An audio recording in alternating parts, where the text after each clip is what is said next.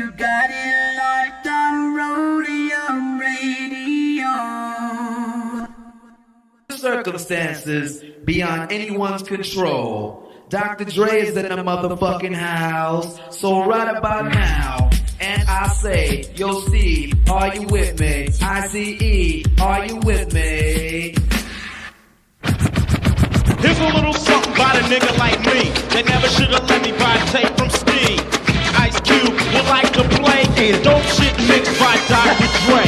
Since I was a youth, I like COMPTON. Now I like the motherfucking Roadium. Buying a tape or two, that's what the hell I do. You don't like Tony A? Well, fuck you, this is a game, and I'm in it. Ice Cube will fuck you up in a minute with a right, left, right, making you sick.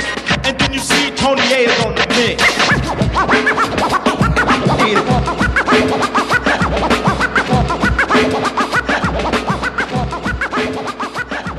Tony A.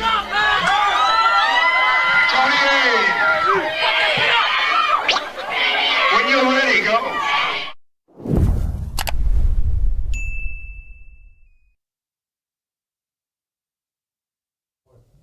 Welcome back, everyone, to Roadium Radio, episode 226. 226, wow, that's crazy. Like I said, I didn't think I would be here no more than maybe 20 episodes, but here we are.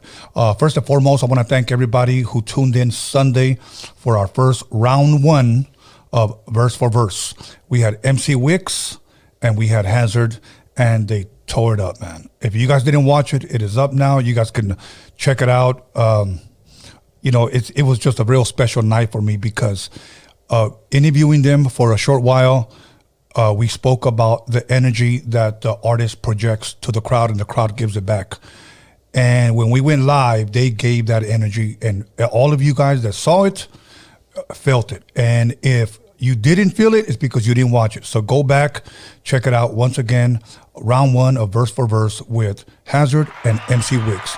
Now, February, the last Sunday of February, I don't remember the date right now, but the last Sunday of February, it is going to be round two. And I have two dope females coming in going verse for verse. And we'll see how that one goes. If it goes good, then I'm going to start doing it every 2 weeks instead of every month, because I have a lot of artists that have hit me up and that truly want to spit. So once again, I thank everybody for tuning in, who's liked, comment, subscribed, everybody who donated. Many of you donated cash. So I want to thank you, because Roadium Radio only exists because of you. My last announcement would be, once again, continue to send me your music or your request. If you want to see somebody on here, submit them to roadiumradio@gmail.com. Or if you are an artist and you want to eventually appear on Roadium Radio, submit your music, submit videos if you have any. Visuals are important, and also submit a short bio. It will truly, truly help me when I have you here, and it'll give me something to talk about or ask you. So other than that, without further ado, please allow me to introduce my very special guest, one of my special guests of the night, Pepe Marquez. Pepe, how are you? I'm good, brother. How you doing? Good. You know what? You brought me 3 CDs. Eventually we'll get into them, but I want to thank you for this gift. It's truly a blessing. You're welcome. Yes, man. So first and foremost, if you don't mind me asking, where did you drive in from? We drove in from Santa Barbara.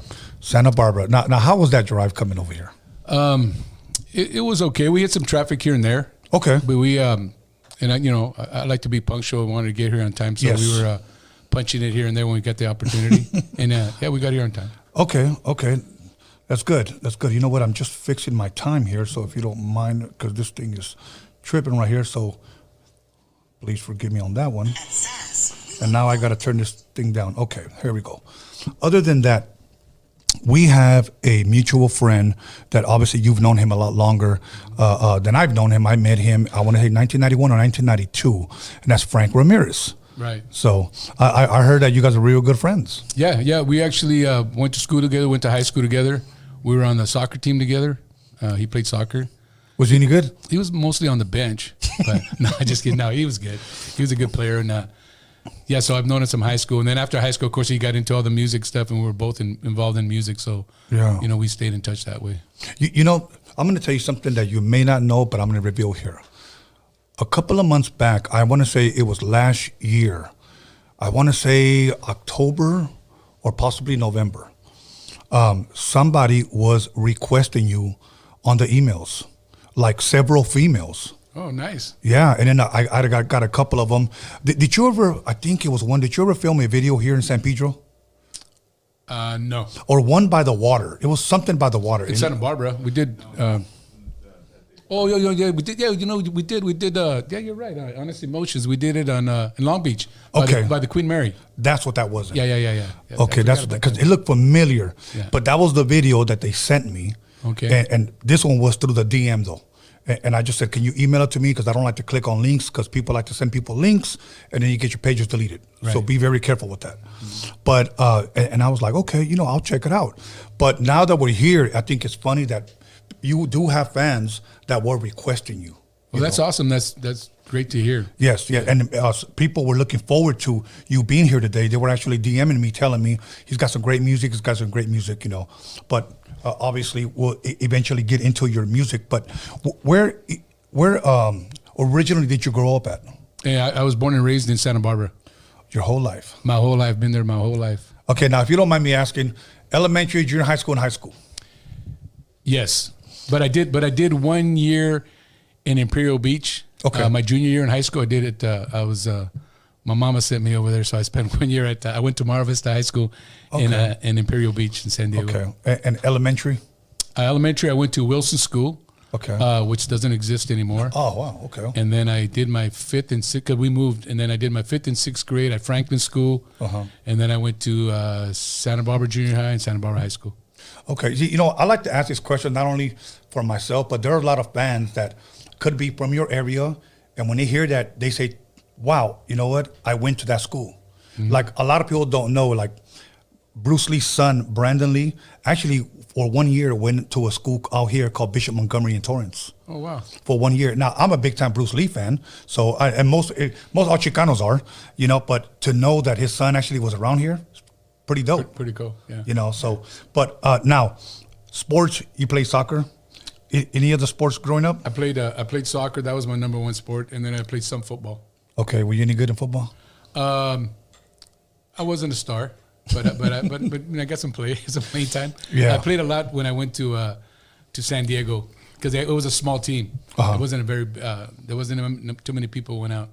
So I got a lot of play. I got to play both ways and stuff. So yeah. Okay. You being an artist, whenever you're not either doing shows or recording, like what does Pepe Marquez do like during the weekends when you're not booked?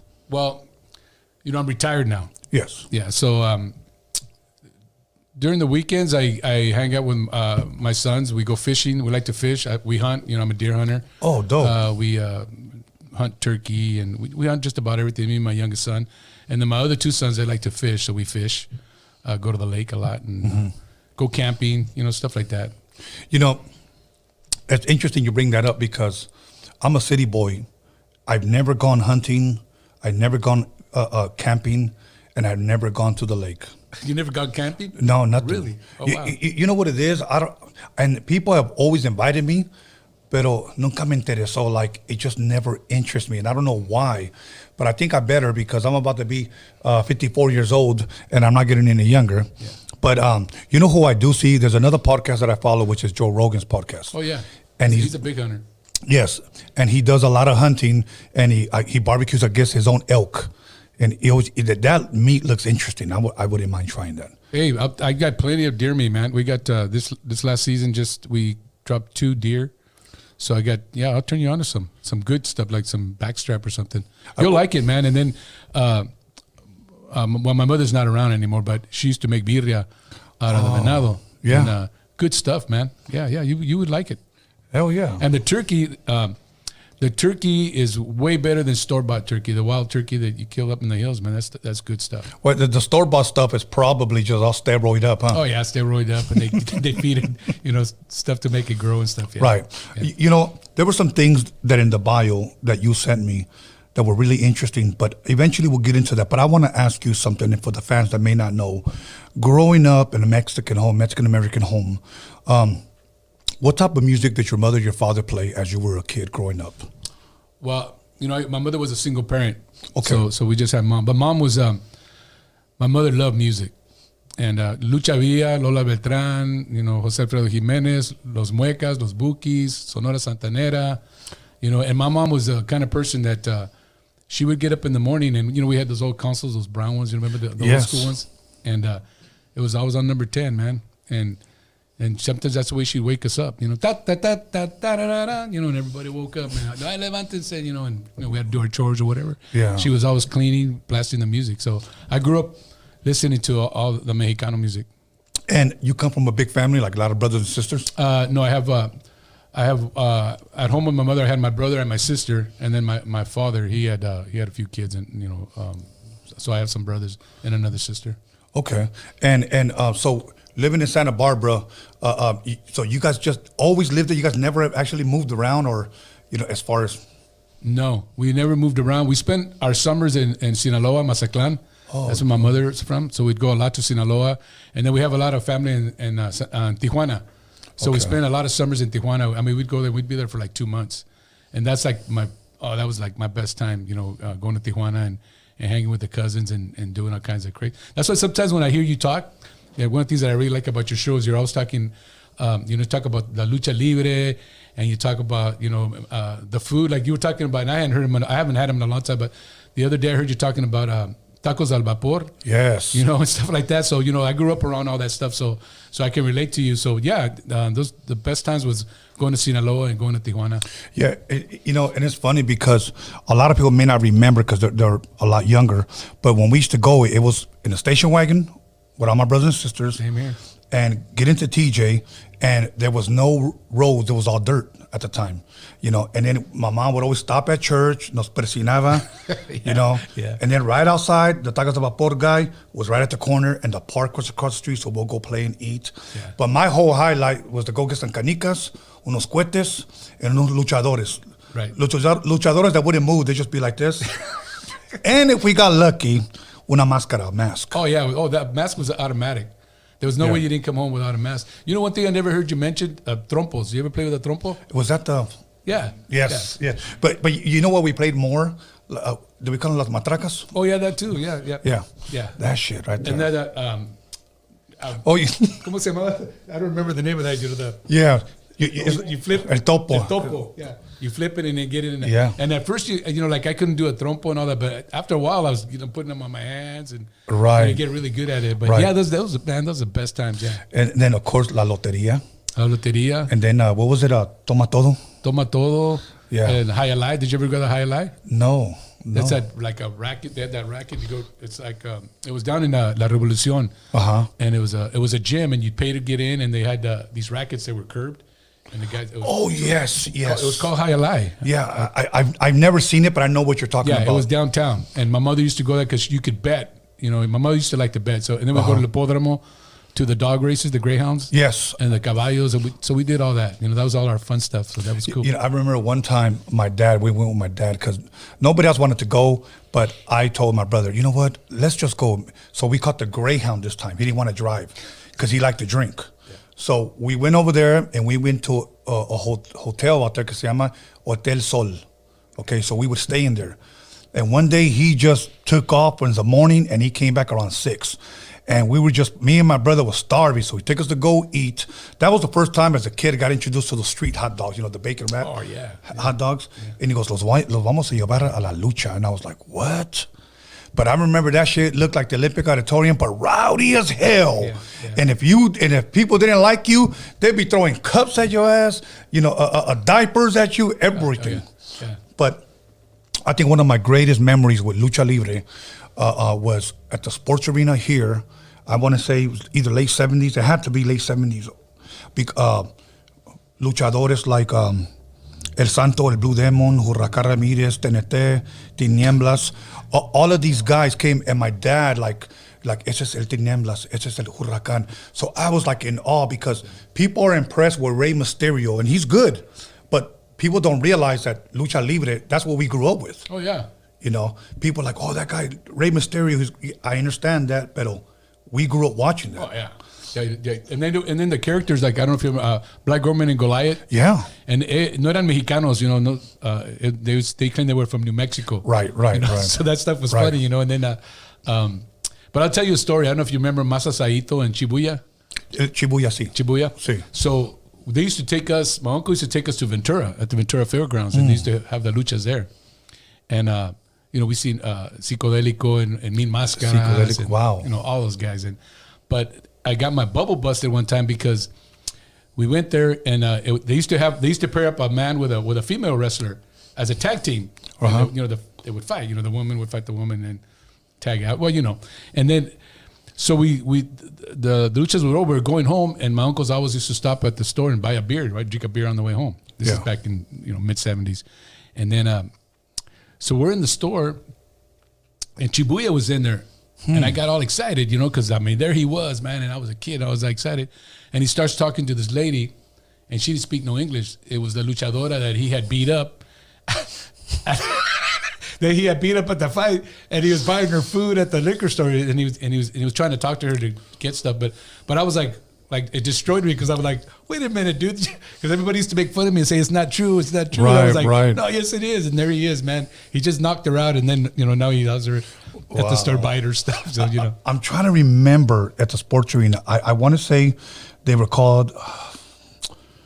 It was a Mexican dude. I think his name was Tenete. Big dude. Yeah, there was a Tenete. Yeah. Yeah. And was one kid went up to him and he said, ¿Podemos sacar una foto? And he was just finished fighting. He goes, no, quíteseme de aquí, cabrón. That's what he said. And the little kid told him, pues chinga tu madre. And he goes, ándale, cabrón. And he was about to get into it with his dad, you know what I'm saying? Yeah. But sometimes, the wrestlers just are done. Let them. Yeah. But that was a kid. But I wanted pictures of those guys too, but I never got no damn pictures. Well, yeah, we never got to take pictures. Yeah. I'll tell you what though. This is why when people say, "Man, the Ultimate Warrior, Hulk Hogan," I want to say that's not wrestling. That's just my opinion. I agree with you. Okay. Totally 110% agree with you. Yeah. So, if you can't fly out of the ring, you know what I'm saying, and jump on somebody, who covered wrestling really good? At least in my opinion, for this one movie, he made it look so old, like it was back then. Nacho Libre. Oh yeah. That was done well. Oh yeah, and then it was funny because you can relate to it. Yes. Yeah, totally, totally. Yeah, and I remember Min Máscaras, and I saw this right in front of my face when he get up on the top rope. Yes. And then he just fly, man, and boom, land on somebody, and it was so cool. Wrestling today, wrestling like the Hulk Hogan, the Ultimate Warrior, and those guys. There are some guys these guys have such a huge, huge following. One time I said this, wrestling's fake. Bro, I think I almost could have started a riot, bro. Don't tell wrestling fans that wrestling is fake. Yeah, no, don't. Yeah. There was this one guy, este cabrón me dijo, he said, wrestling is not fake, bro. And he shook his hand and went like this. It's staged, but it's not fake. What the? Yeah. All right. They're really beating the hell out of themselves. Yeah. Yeah, exactly. So now let me ask you this. Super Bowl's coming up. Mm-hmm. Okay. Are you a Rams fan? I'm a Raider fan. Okay. And you're a Cowboy fan. Yes. Oh, God. Yeah, I'm not going to say nothing. All good, man. All good. Because already know if you watch the show how I feel, but it's all good. Yeah.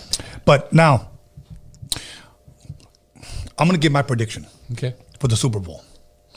And people are probably going to hate me because here I live here, okay? But I'm a realist. I truly believe the team that has the momentum going in is going to win, and I think that's Cincinnati. That's just me. And I think part of it is I love the underdog, and that's what I'm pulling for. Yeah. Now, one thing that the Rams can play, and I think, what's his name? Something, is it Sean McVay, the coach? Yeah. Okay, doing a great job. Mm-hmm. Great job. But they spent a lot of money with those players, getting those players. Mm-hmm. And I think it was a must that he beat the 49ers. Oh, yeah. Without a doubt. Because if not, they probably would have been considering maybe getting rid of him because he's took him before, lost, gotten close, lost, there again. Because he lost, 6 times to the 49ers? Something like that, yeah. No, yeah, it was 6 times, yeah. Yeah, exactly. 6 times. So it was a must, okay? Mm-hmm. But that defense won it for him. I just think that this guy, Barrows, the quarterback, yeah. I just think they have the momentum. Yeah. So I'm not a bettor, but if I had to bet $1,000, I'm taking a chance and I'm betting on Cincinnati. Well, Well, I got to be honest. I kind of agree with you, but you know, my heart wants LA to win. Yes, of course. You know, and I would be happy if they did. Yeah. And of course, I'm a Raider fan and everything. But yeah, you know, I love LA, so I want LA to win. But yeah, you're right. And that kid, the quarterback, he just, you know, he has no nerves or nothing. He's just He sits in the pocket. He's real calm. Doesn't get excited. You know. And, you know. So yeah, it's going to be a good one. And you know, the thing that the whole playoffs were good. Yes. How many games like? At least 4 games were tied at the end of the freaking game and went into overtime. I mean, when has that happened? You know, all the games were good. Yeah. Except the Chiefs. The Chiefs. Was it the Chiefs? No. The Chiefs they came back on the Chiefs and lost. There was one game somebody got spanked bad. Oh yeah. Oh, was it Brady? Wasn't it Brady? Or that got tied up too? No, he brought him back. Yeah, he brought him back. Yeah. If you notice, really quick, one thing about Brady. He is the greatest of all time, okay? But one thing about him that every time he lost a Super Bowl, when he went off the field, his team was always up. It was always that other quarterback like Eli that came back and beat him. Yeah. So when people say, "Oh, you know, Eli owns Tom Brady," bro, Tom Brady doesn't play defense, bro. You know, I'm a realist. I'm not a Patriots fan. It's true. You know, but he had his team up, and then he brought him back, but his defense gave it up. So what do you do? Dodgers fan? Yes, I'm a Dodger fan. Okay. What about it's the Lakers? I'm a Laker fan. Same here. Well, you got a college football team? USC. Okay. Notre Dame.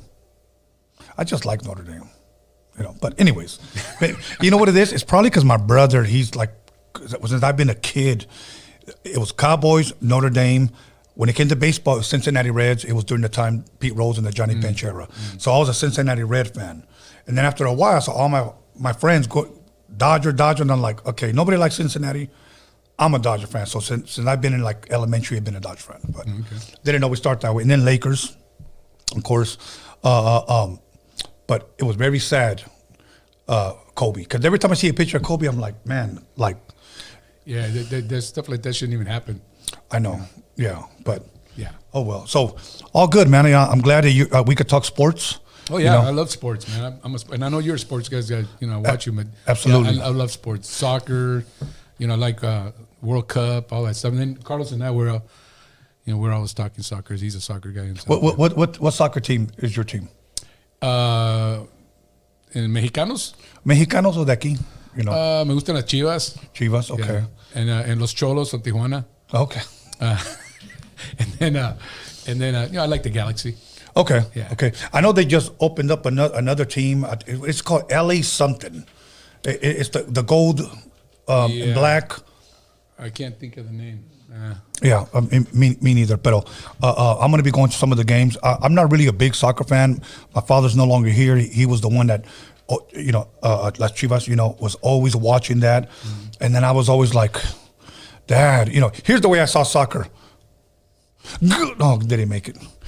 Oh, did he make it? And then it's 0-0. Oh, that was a great game. And I'm like, you know. Well, I find it entertaining. And my uncle was more like a father to me. My uncle Amador, he, you know, since we were little kids, it was all soccer. And he played soccer till he was like in his 60s. Right. And he's still been playing with the adults.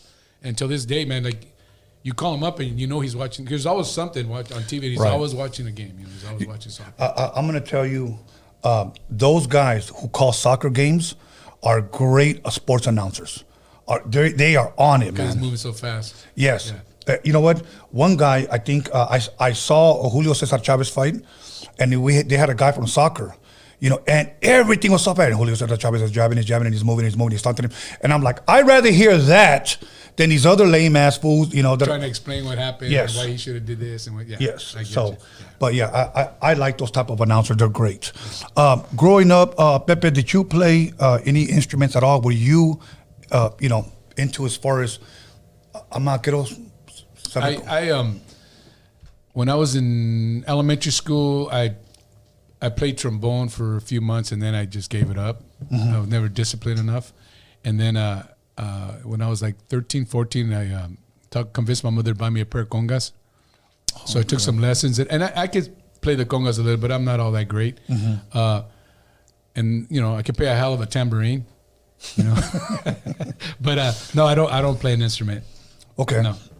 Which a lot of people find that like interesting, that I don't play an instrument, but no, I don't play an instrument at all. I recorded with this one artist, I want to say 1994. First time I seen him in person. He wasn't with this world famous group now, but I had the opportunity to interview him again. My manager at the time, Steve Yano, says, I got this one guy, great conga player. He could play anything you want. And me, I've always been I got to see it to believe it type of guy. Always, okay? And he came in and, he was like, well, what's up, man? And I was like, so can you play? And he goes, yeah. He just didn't look motivated, But when he started warming up, I knew he had that it. Right. And then he started bringing up the tambales, ta. And I was like, fuck, this guy's good. I ate my fucking words and I apologized to him. And that was Eric Bobo from Cypress Hill. Oh, okay. Yeah, amazing percussionist, man. And after that, I was like, bro, he goes like, yeah, bro, I'm about to get hooked up with Cypress. And I just got to start in the Hollywood Walk of Fame. I've been on their podcast twice, and I had B-Real here twice. I had Bobo here once, and amazing percussionist, man.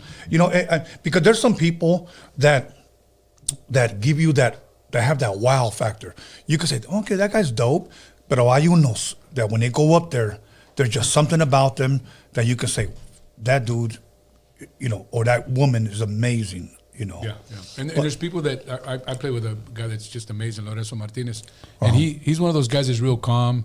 And if you don't know him, you wouldn't think he was, he's a conguero and timbalero también, and he gets on stage and he just tears it up, And then you get some of those guys that are just, you know what I mean? They roll up the shirts y todo, and they're all ready. And Lencho's not one of those guys, and you just, a real simple, humble guy, but he gets on the stage and he's a monster, Yeah. Okay, here's what we're gonna do. We're gonna go ahead and take a 10-minute break. Okay. We're gonna come right back. I wanna go through some of these CDs, go through where you're gonna be performing, and much more stuff I wanna ask you. Okay. Good. So once again, everybody, Pepe Marquez is in the building. Call somebody, text somebody, slap the shit out of somebody, let them know that Pepe's here. So once again, go warm up your fuel, get yourself a Modelo, and come back and join us. So we'll be back in 10 minutes. Listen to these special announcements. Hey, how you doing? It's me, Little Easy E, Eric Wright, and a lot of you know I like to smile. And to thank for my beautiful smile, I want to thank Occidental. That's Occidental in Hollywood. So check this out. For all your dental needs, be sure to come to them, because they'll be there to take care of you. That's Occidental in Hollywood. Check them out.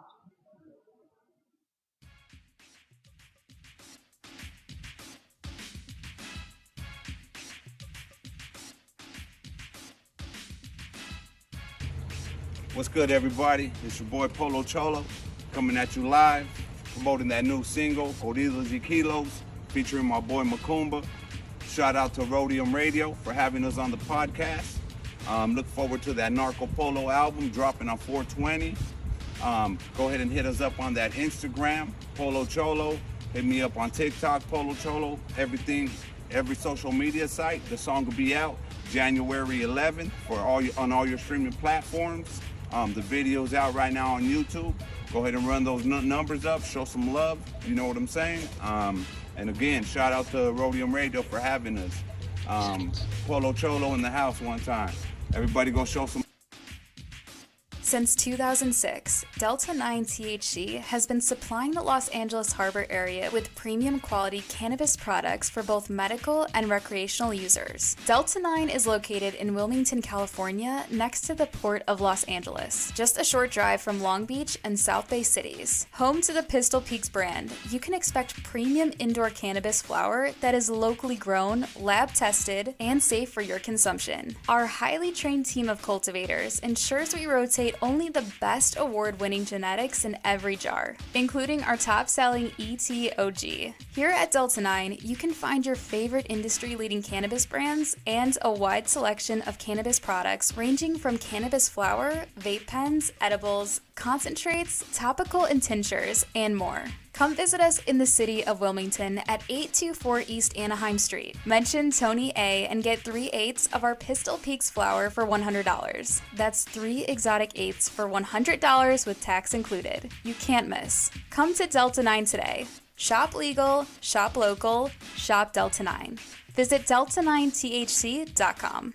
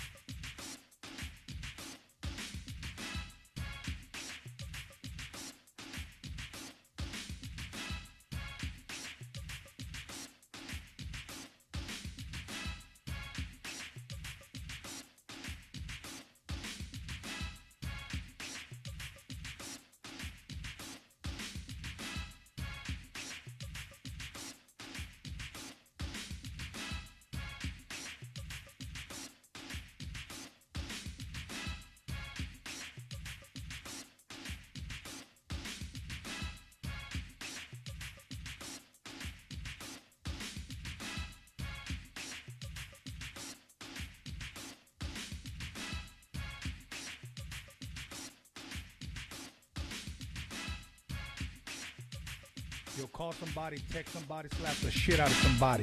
Let them know that Roadium Radio is live up in this biatch.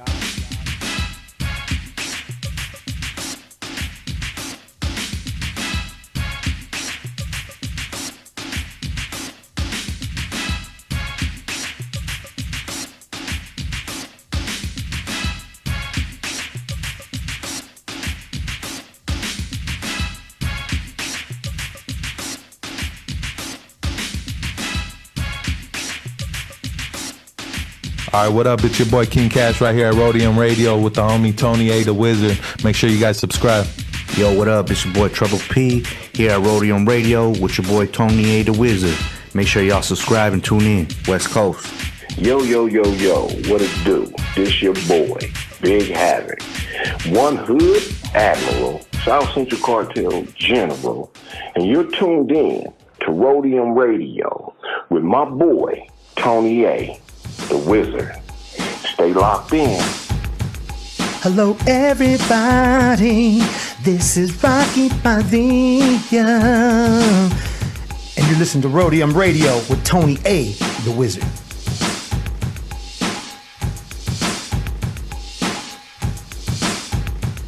Hey, what's up, my people? Hey, Trouble Kid right here, you know, in the house. Shout out to Tony A, the Wizard, and shout out Roadium Radio. Much love. Thank you for having me. What up, world? It's YQ, Young Quicks, and right now you're listening to the OG Tony A, the Wizard on Roadium Radio. Make sure to keep it locked, subscribe, comment, hate. It don't matter, man. We getting to it. It'll 5 stand up. Hey, what up? It's your boy Mark Cruz. You're now tuned in to Roadium Radio with Tony A, the Wizard, the Legend. Tap in.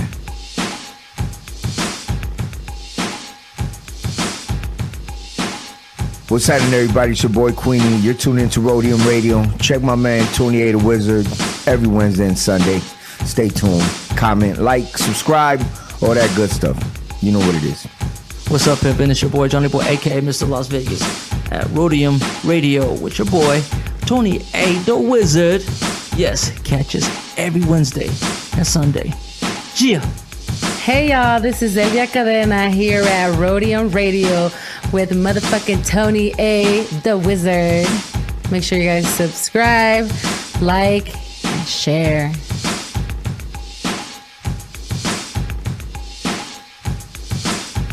Can I get a moment of your time?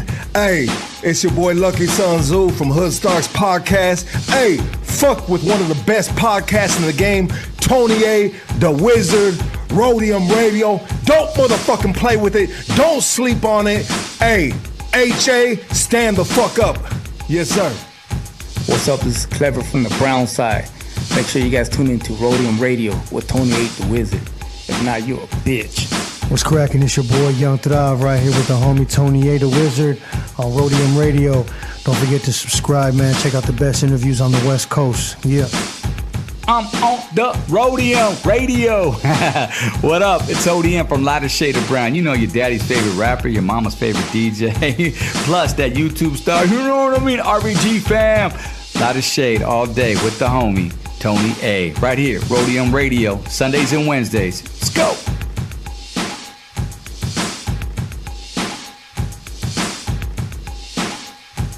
What's up, y'all? This is Dalia Coronado. I'm here on Roadium Radio, and you can tune in on Sundays and Wednesdays with Tony A, the motherfucking wizard. What's up, y'all? This is your boy Raz Kaz, and you are tuned into Roadium Radio with my big homie, Tony A, the wizard. What's up? This is Truth with Tony A, the wizard at Roadium Radio. Make sure y'all subscribe to the channel, live Wednesdays and Sundays at 7 p.m. Tune in.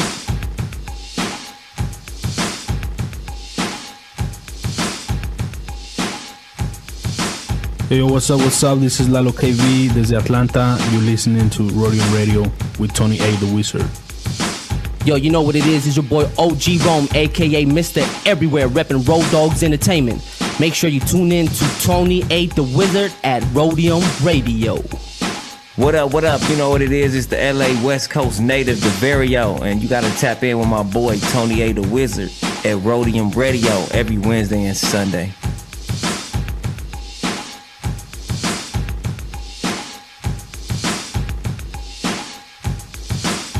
What's going on? It's your boy Isaac Palau on Roadium Radio with Tony A the Wizard. Tune in every Wednesday and Sunday. Hey, what's up? This is Lady Bands. Make sure you're tuning in to Roadium Radio with Tony A the Wizard Sundays and Wednesdays. Yo, what's up? This is Jimmy from Urban Kings. Make sure you tune in with Tony A the Wizard on Roadium Radio. This is Ayo to the Saint coming to you live from Roadium Radio, hosted by my homeboy Tony A the Wizard. That's right, baby.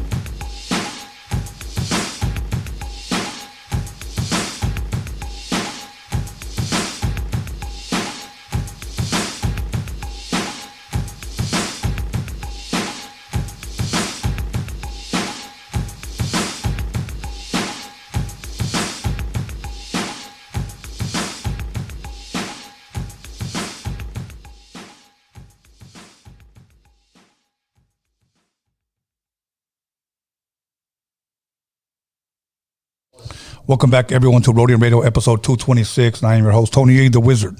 Once again, I want to encourage you to go check out the verse for verse. And the reason why is because if you have a favorite artist and you've supported him and bumped his music and showed up to his shows and bought his merch and all that, why don't you tag him or request him on roadiumradio@gmail.com and tell him you want to see him go verse for verse with someone, either him or her. Or if you have a suggestion saying, I want to see so-and-so go verse for verse with so-and-so, hey, try to make it happen. You guys are the fans that we're here for. So once again, if say you want to see MC so-and-so go verse for verse with MC so-and-so, go to their pages and tag them and let them know that you guys want to see him here. Because many of them guys consider themselves true artists, true spitters. Let's see. Let's go live and let's go verse for verse. So once again, check out MC Wicks, Hazard. But before we got into our next interviewer, Pepe Marquez is still in the building, and we're about to talk more music with him. Having a great time, Pepe? Everything good? Oh, yeah, I'm having a really good time. Yeah, I'm good. looking forward to being here, man. You know, there's some things that I wanted to ask you that on your bio that you had shared with me. And one of them was Pepe grew up listening to Mexican music that was introduced by his grandfather, who played the accordion. Can you tell us a little bit about your grandfather, or what was it about him maybe that inspired you? Or was there any inspiration that came from him for you to be the artist that you are now today? Yeah, well, my grandfather, that's how he made his living in Sinaloa, Mazatlán. He was a musician. Yeah. And he had, he played the accordion, and then he had a guy on stand-up bass, and had a guitar, and then tarola, like a snare. Yes. And that was what he did. He went around the bars in Mazatlán and played music. And in Santa Barbara, we have a thing called the Fiestas. We have 4 days of fiesta. Okay. And my mother used to,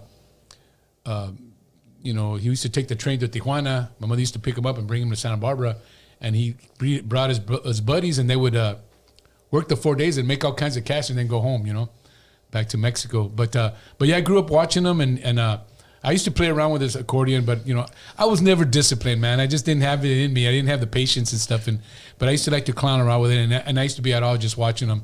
But also, my mother used to sing, and my father used to sing. I didn't get to know my father till I was in my 20s, but my father was also a singer, and so so it was in my blood. But,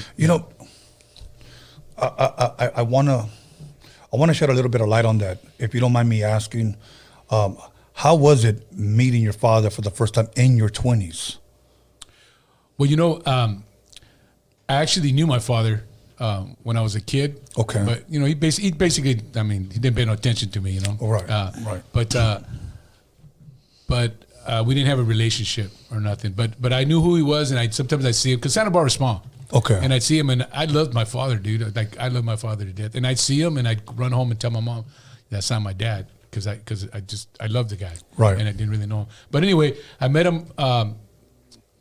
It's a long story, but through a friend of mine from work, I met my half brother. Through a friend of mine, just a coincidence. Right. We're talking about our last names, and then he goes, "Hey, I know your dad." And then, so I was introduced to my brother, and through that, I finally, hooked up with my father, and we actually hit it off. Okay. My grandmother was pissed as hell because I was talking to him. Because ¿para qué le estás hablando ese pinche viejo? My grandmother was pissed at me, and my mother, she always told me that was the love of her life was my father, But anyway, it was cool. We hit it off. We had a pretty good relationship, and he actually we kept a good relationship till the day he died. But it's one of those things, like, I never had him, so I never missed him. I never knew what it was to have a father, so it was like, right. He was like my friend, and he was a good friend, but it was, I guess I could say it was cool. I guess it was nice. And the reason why I asked that is because my father passed away several years ago, and there are times that I still wake up in the morning, and I still feel like I'm in my 20s. And when I say that, it's porque despierto. I open my eyes and I said, I'm gonna go get breakfast, and I'm gonna call up Dad and see if he wants. And I stop myself and realize he's no longer here. One thing I know about my father, era bien borracho, okay? He loved to drink during the day, afternoon, for months he would go on without being sober. I almost feel like he probably couldn't function unless he drank. And eventually, he actually stopped, make a long story short, okay? And, but one thing I could say about him that he could really work. Like, he was a genius of what he did. I remember one time I woke up, it was like 6 o'clock in the morning, he's getting ready, and he's ready to go to work, so put on like a chucha, and opened up the refrigerator, popped open a tall can, and I'm like, what the But that's the way he worked. Yeah. And I remember, I want to say I was in third grade, I think it was 1975, somewhere around there. And I remember he called me over and he put me on his lap and he said, I want you to open up my check. And I remember it was a little bit over $800 for 1 week.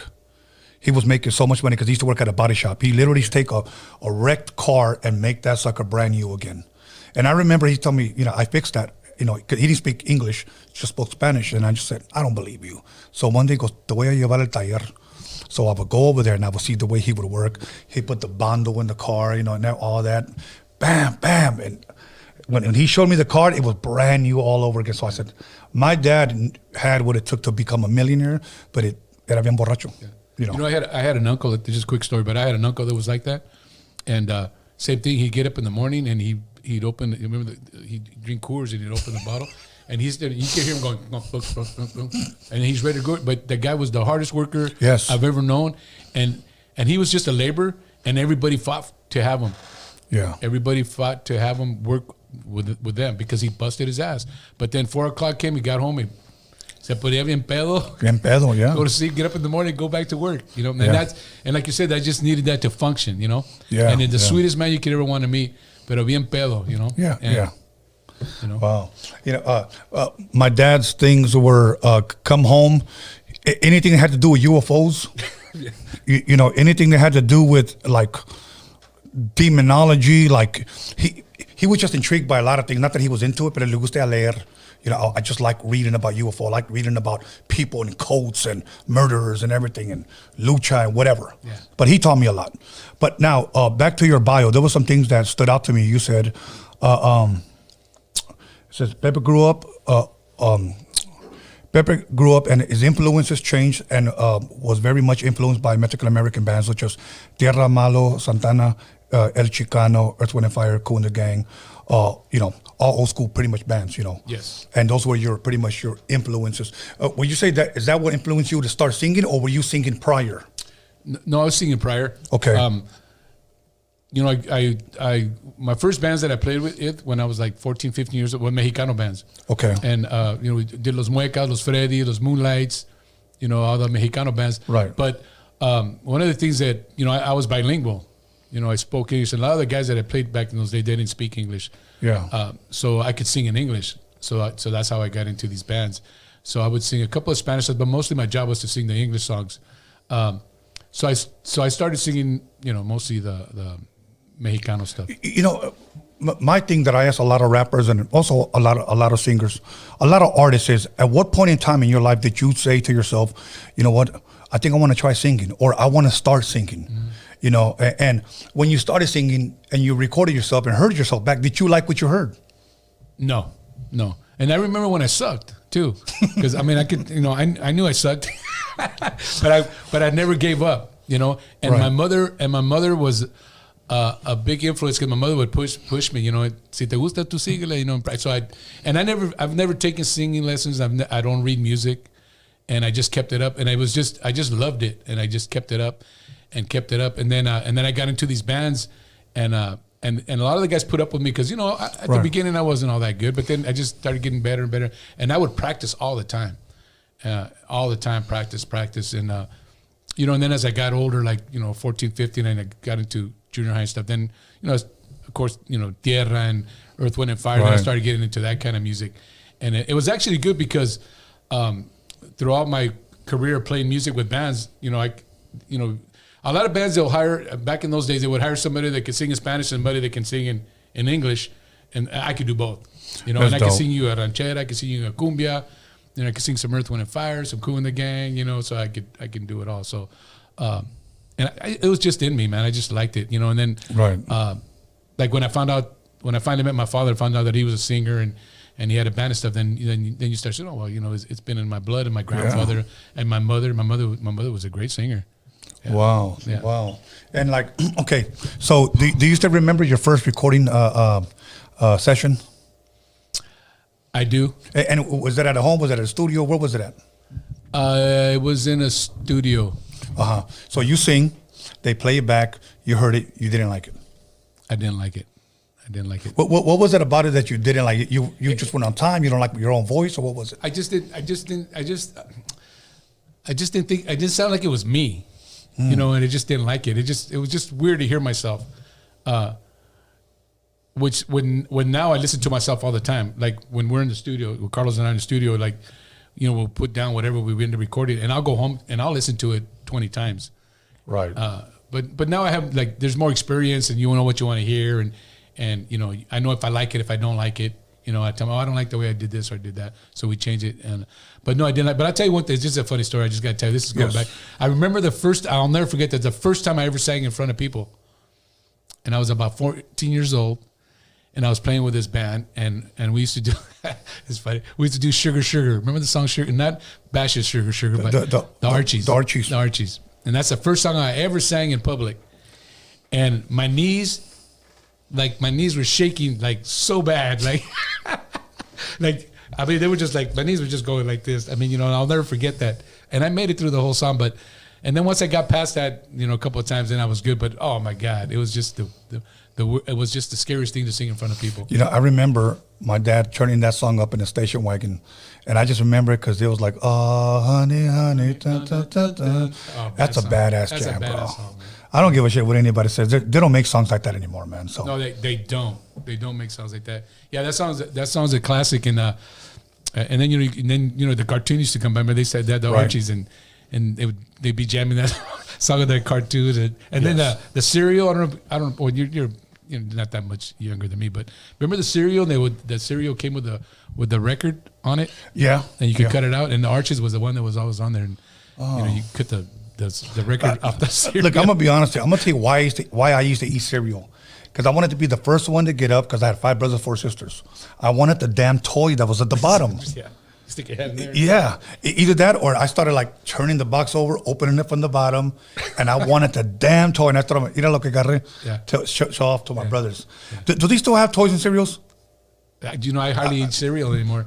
But if they don't, they should, because that was so much fun to get the toy. And same thing with Cracker Jacks. The Cracker Jacks, we wanted to get the toy. Yeah. Do kids even like Cracker Jacks today? I don't even know if they still have Cracker Jacks. No, I've seen them. Well, they like kettle corn, kind of the same thing, I guess. Yeah. Yeah.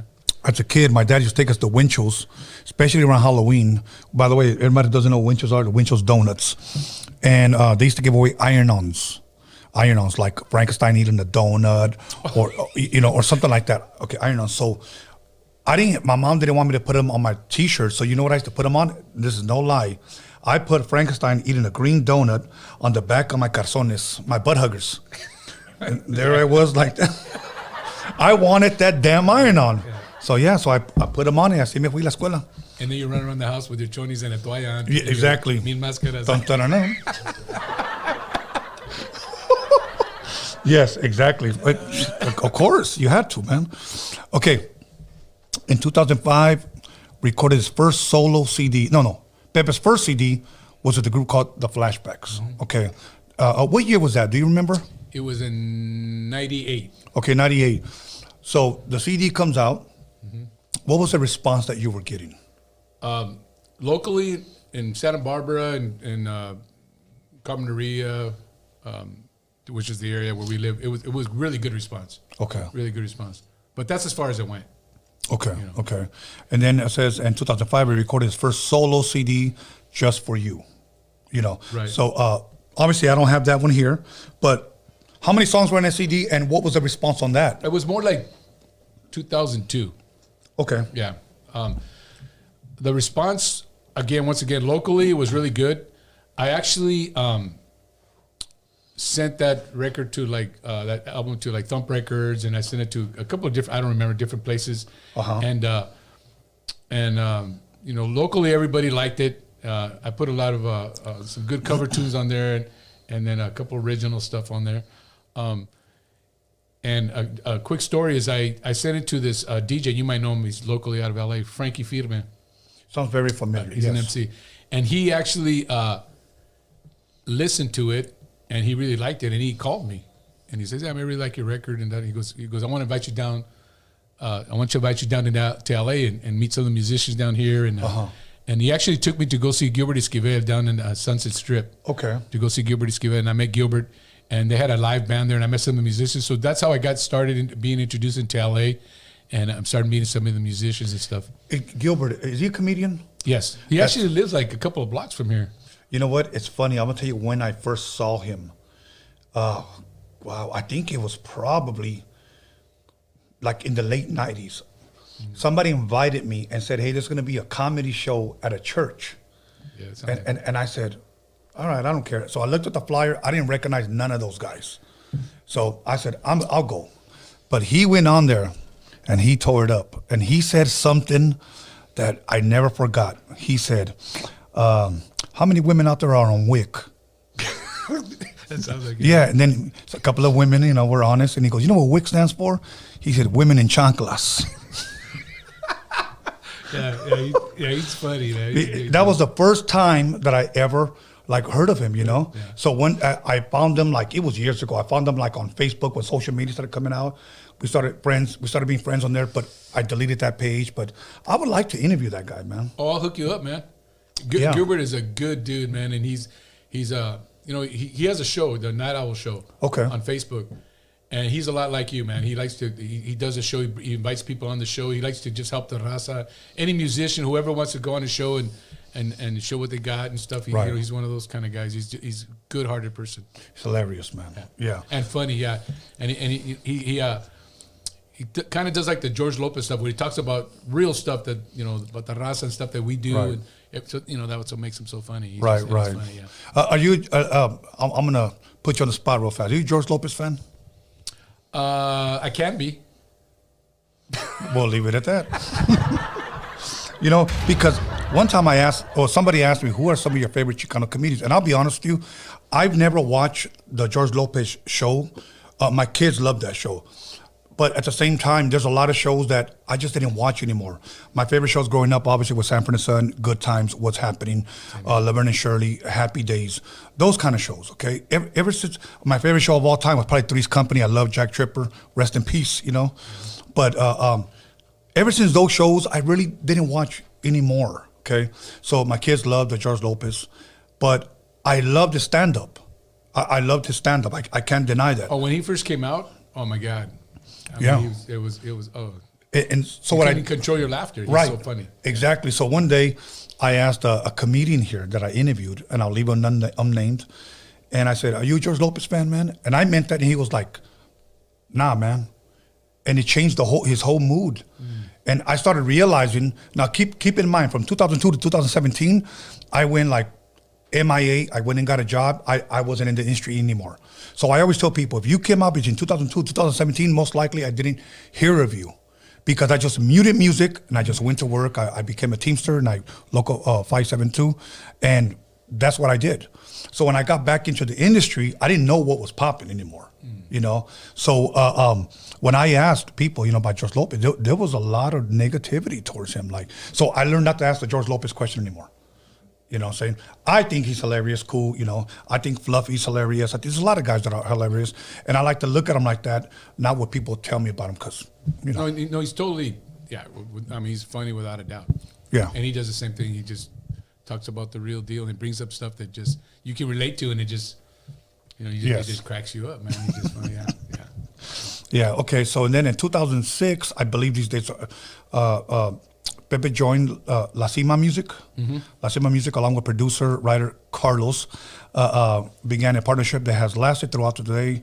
Their first CD, I think it's called Dance Mamacita, released in 2007. Okay, see that now that's what I want to ask you, because I ask a lot of artists this.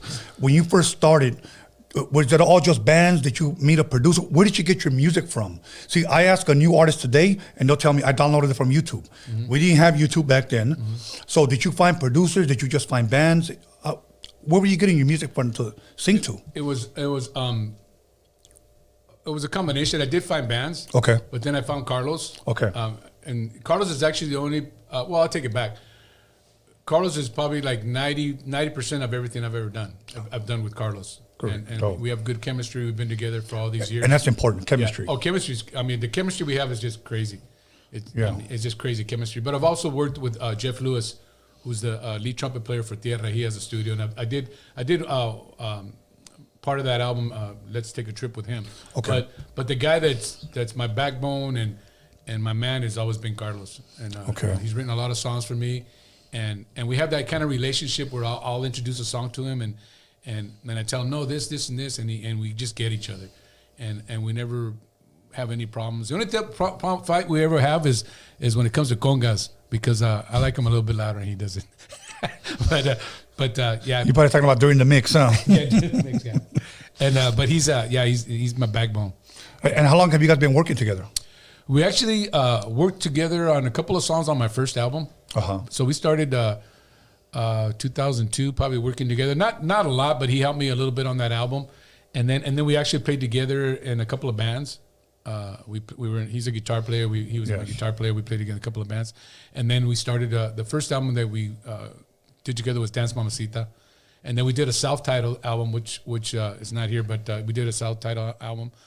And then we also did, what did we do after this? Self-titled album, the Pepe Marquez, yes. And then we did the Let's Take a Trip out, which is the one that really worked out for us. And then the last album that just came out, which is that one where I got the afro there. Oh, for real? Yeah, that's my new album. That's the new CD. So this is you right here? Mm-hmm. That's my high school picture. With the fro? With the fro. You know what? Okay, I know you probably guys can't see it, but it's funny. My two oldest brothers, for some reason, like everybody used to always ask them, ask me, do you have A.DA brothers are half black because they had afros. And back then, we called them naturals. Naturals, you know.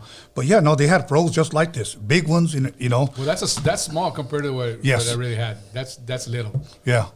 Yeah, but everybody used to always ask me, "Hey, is your brother's black?" I'm like, nah, you know. Even though now we do have black in our family, and my brother married a black woman, you know. But but my brothers just had fros, you know. So now, chemistry, that's one thing that I think is very, very important. A lot of times I get hit up by a lot of artists. Tell me, hey man, shoot me some beats, and I'm bro, I don't work like that. You come down, let me hear your style, or show me what you got, and then I try to figure something out where I can make tailor-made beats just for you. Right. I don't have just beats just laying around, you know. So when you say, you know what, I've been working with this producer, obviously the chemistry is working, so you keep it pushing, you keep it going, and that's one thing that I truly believe that's very, very important. Yeah. So now we have. I'm jumping around a little bit because of time. In 2014, Eres Mujer was released under La Cima Music. Okay. And that's all in Spanish. Okay. So we did through all my albums. I was throwing one or two Spanish songs in there. Either a cumbia, mostly cumbias, but a cumbia, bolero. He's written some really nice boleros for me. Boleros. There's a couple of Tex-Mex songs in there. Okay. So we wanted to hit the Mexicano audience. So we just we took all the songs that I've ever recorded in Spanish, and I should have brought it to you, but I did it. And put all the Spanish stuff on that, and we called it Eres la Mujer, which is a title of a cumbia that he wrote. You know, now let me ask you this: where do you think your strength is at as far as singing, the Spanish or you think the English? Probably the Spanish. Okay, which I don't do much of, but the Spanish. Yeah. And is that what? Do you believe that's more of a response that you get from the crowd, or is that just something personal to you that you like doing more? No, I don't. I like the oldies and the stuff that I do now, the old school stuff that I do now. But I think the Mexicano stuff, that's what I first did. So like it's in my blood. Like, does that make any sense? Yeah. Like yes, I can really sing that stuff really well because it's just in me. Not that the other stuff isn't, but that's like my first thing that I learned. So it's, and that's why I still perform it. You know, I play it a lot. You know, because I really like it. One thing that I notice, at least in my opinion, okay, I know people always get mad when I give my opinions, but I don't give a damn. I give my opinion. Yeah, you should. When I hear people like Marvin Gaye, like Diana Ross, just to name a few, and then you hear people like Juan Gabriel, just to name a few, rest in peace, Vicente Fernandez.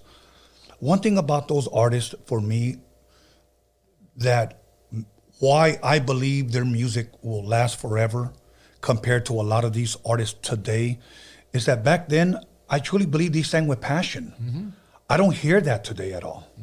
You're right. You know, and I think when you say you sing in Spanish, you said not only is it in me, but also you're passionate about what you do.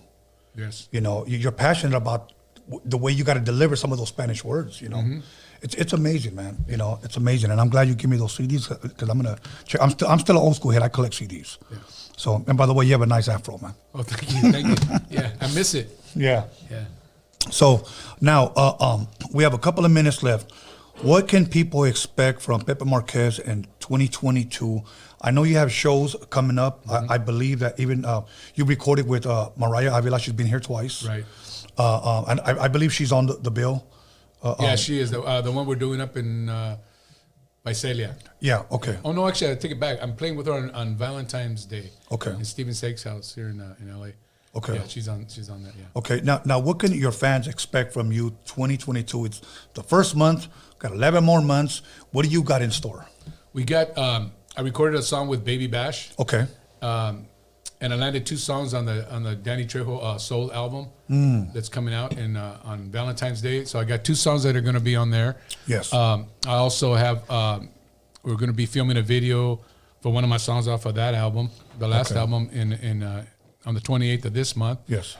And we have a lot of good stuff coming up. Shows as well? Well, we got a lot of shows. Yeah, shows. Yeah, I do the Latin cruise. Okay. The ship that goes to Ensenada. I'm doing that in April for Cinco de Mayo, and then I'm doing it again in September for the 16 de Septiembre. So I get to go on that with all, Tower Power, Tierra, all the bands are going to be on there. Great bands on there.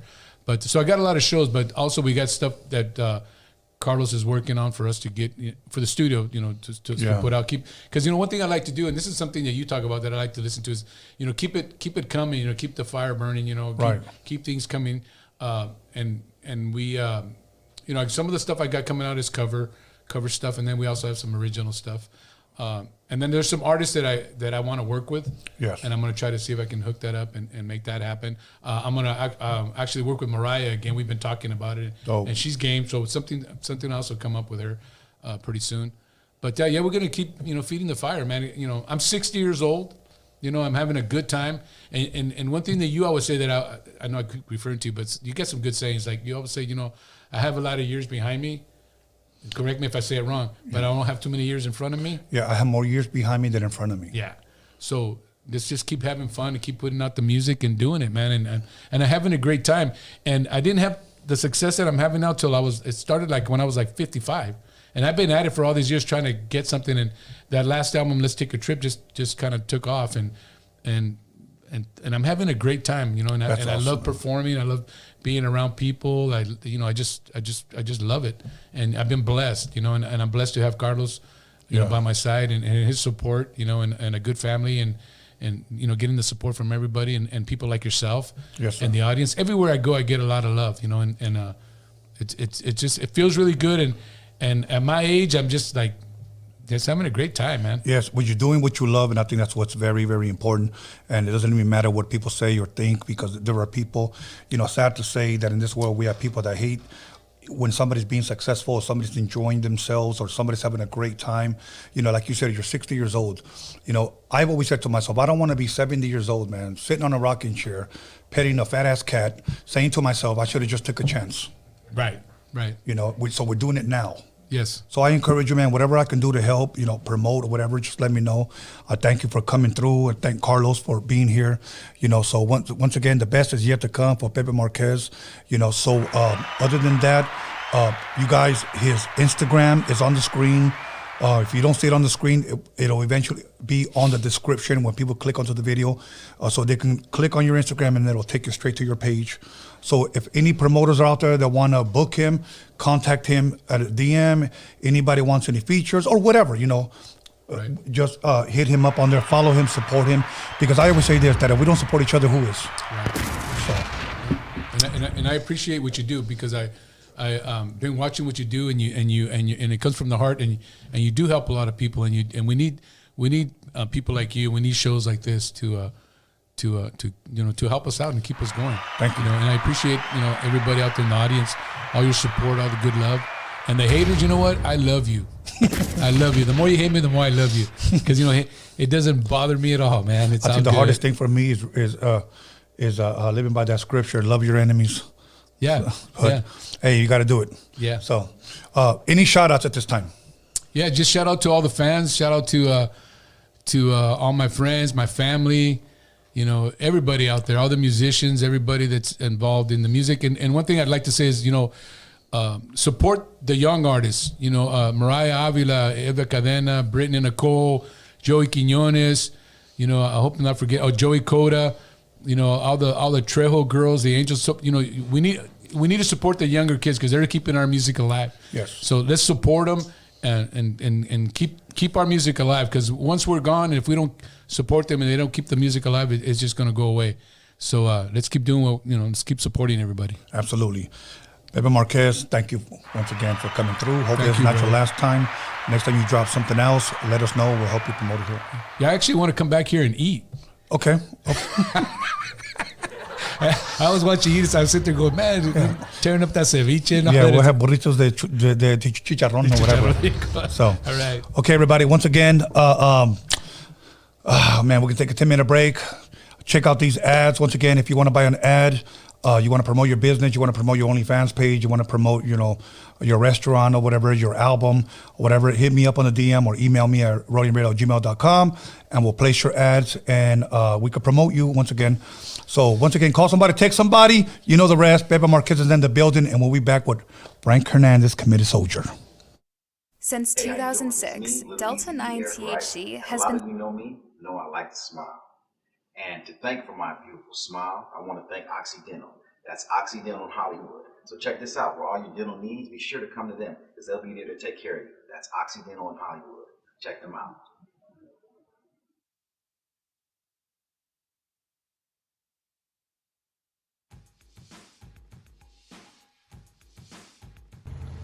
What's good, everybody? It's your boy Polo Cholo coming at you live, promoting that new single, Gorditas y Kilos, featuring my boy Macumba. Shout out to Roadium Radio for having us on the podcast. Look forward to that Narco Polo album dropping on 420. Go ahead and hit us up on that Instagram, Polo Cholo. Hit me up on TikTok, Polo Cholo. Everything, every social media site. The song will be out January 11th on all your streaming platforms. The video's out right now on YouTube. Go ahead and run those numbers up, show some love, you know what I'm saying? And again, shout out to Roadium Radio for having us. Polo Cholo in the house one time. Everybody go show some.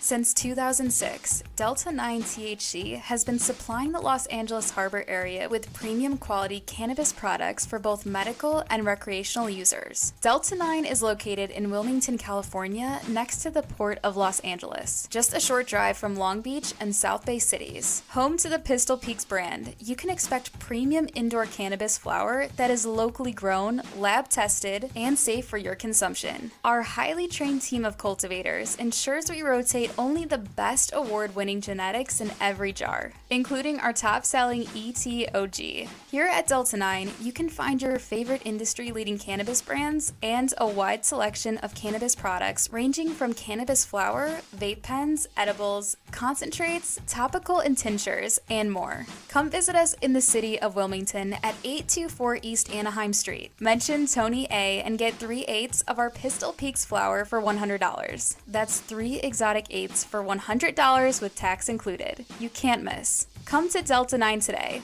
Shop legal, shop local, shop Delta 9. Visit delta9thc.com.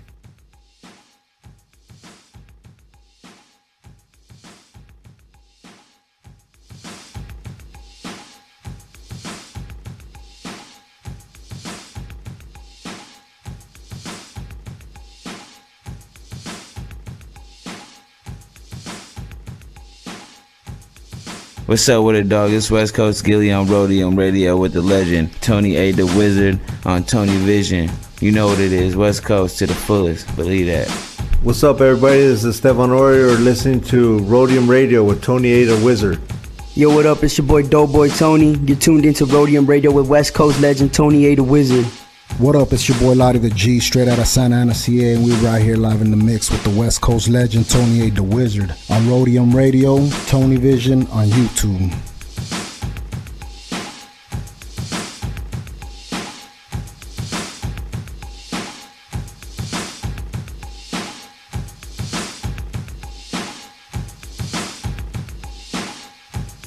Yo, what's up, world? This is Cool 187, above the law in the building. And you're tuned in to Roadium Radio with my man Tony A. the Wizard. Blah! What's up? This is Darren Vegas. You're on Roadium Radio with Tony A. the Wizard. Real West Coast hip-hop history right here. Yo, what up? Sleepy Malo in the house, here at the Roadium Radio with my boy Tony A. the Wizard, giving us our voice back. One of the realest motherfuckers I know. What's up, homie? Show me Frankie Quinones, a.k.a. Creeper from Cholo Fi, and you're listening to Tony A. the Wizard on Roadium Radio. That's what's up right there. Hey, yo, what's up, man? It's Cujo the Savage. I'm right here with Tony A. the Wizard, Roadium Radio. Everybody stay tuned, man. It's a motherfucking hit.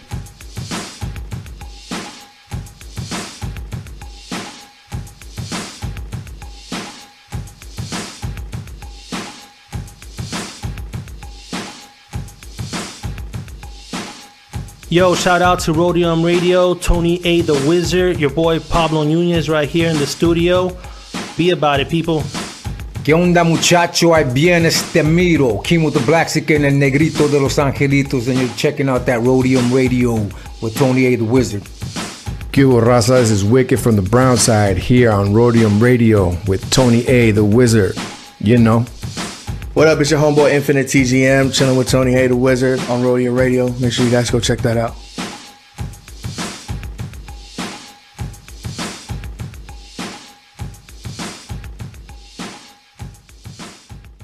What's good? What's good? It's your boy Spanky Loco, and you tuning in to Roadium Radio with that motherfucking legend, Mr. Tony A.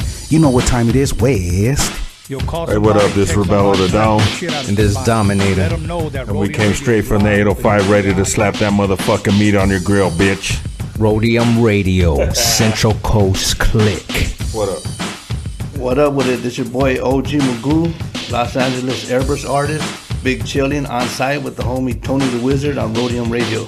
All gas, no brakes. Let's get it. Man, you know, listening to LA Icon, man, right here live with Tony A, the motherfucking Wizard on Roadium Radio.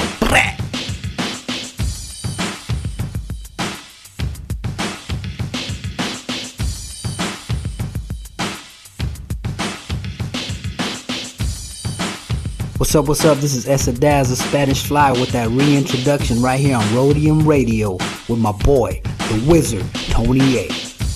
Yeah, what up? It's Spanish Fly MC, Big MOC, Mr. Most MC, on the Roadium Radio Show, baby, with Tony A, the Grand Wizard. Let's go.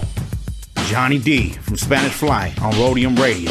Your one and only Theo with the giant Cheeto. Hey, what's up, everyone? This is Trish Toledo, and I'm over here with Tony A at Roadium Radio.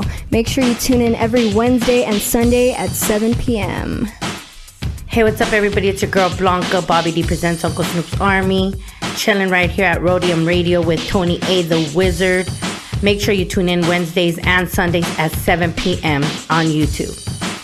What up, West Coast and all hip-hop fans? This is your girl, Violet Brown, and I'm here with Tony A, the Wizard.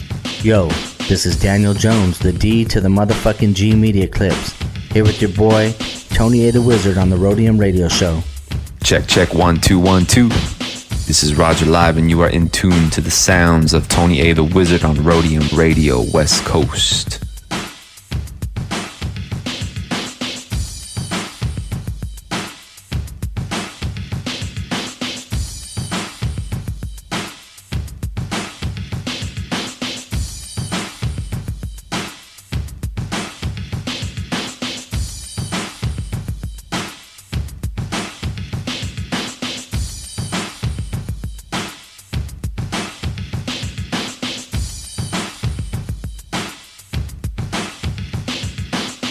Hey, what it do? It's your boy Cap G. Subscribe to Roadium Radio, hosted by Tony A, the Wizard. Yes, sir.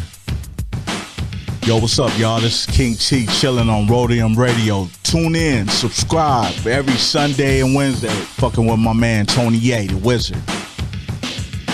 West up, this Lazy Dub, and you're tuned in to Roadium Radio right here with Tony A, the Wizard, on every Sunday and Wednesday, 7 p.m. Make sure you like and subscribe that.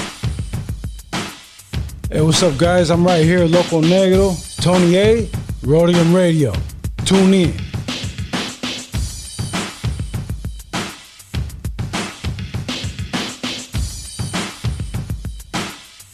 Yo, what's up? It's your boy MTO right here with Tony A, the Wizard on Roadium Radio. Make sure you like and subscribe and tune in every Sunday and Wednesday. What's up, everybody? It's your homegirl Lovely, and I'm right here at Roadium Radio with my boy Tony A, the Wizard. Make sure you subscribe and check him out every Sunday and Wednesday. It's Nina Barreto with Roadium Radio and Tony A, the Wizard. Tune in Sundays and Wednesdays. Like and subscribe. What's up, everybody? This is the Puppet Master chilling with El Triste. Follow and subscribe to Roadium Radio with Tony A, the Wizard.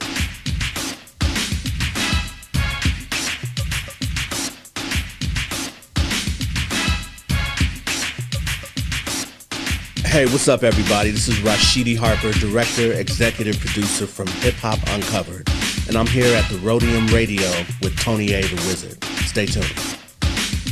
Coming at you live through the harbor area, you got MC Pancho, the #1 Sancho, and you're checking out Roadium Radio with my man Tony A, the Wizard. Check it out. What's up? This is Ronan Gray. You're watching Roadium Radio with Tony A, the Wizard. Make sure to tune in every Wednesday and Sunday. What up, this is Mr. D over at Roadium Radio with my homeboy Tony A, the Wizard. Make sure you subscribe and tune in every Sunday and Wednesday. What's up, y'all? This Uncle Spliff, man, from Spliff DTV. Y'all need to tune in every Sunday and Wednesday to Roadium Radio with my homie, Tony A. the Wizard. Yo, you're tapping in with the Steel City Hustlers. This is Roadium Radio, hosted by Tony A. the Wizard. Motherfucking legend. Make sure you fucking like, subscribe, share, do all that shit. You know what's cracking. Yo, it's your boy Troublesome Man, TM Gang live in full effect here at Roadium Radio with my boy Tony A. the Wizard. You know what it is, boy. Yo, what's up? This is DJ Ernie G in the place to be. I'm chilling here at Roadium Radio with my homeboy Tony A, the motherfucking Wizard. Vatos Locos forever. Yo, what's up, man? It's your boy Young Hype here at Roadium Radio with Tony A. the Wizard. Make sure y'all subscribe and tune in every Sunday and Wednesday.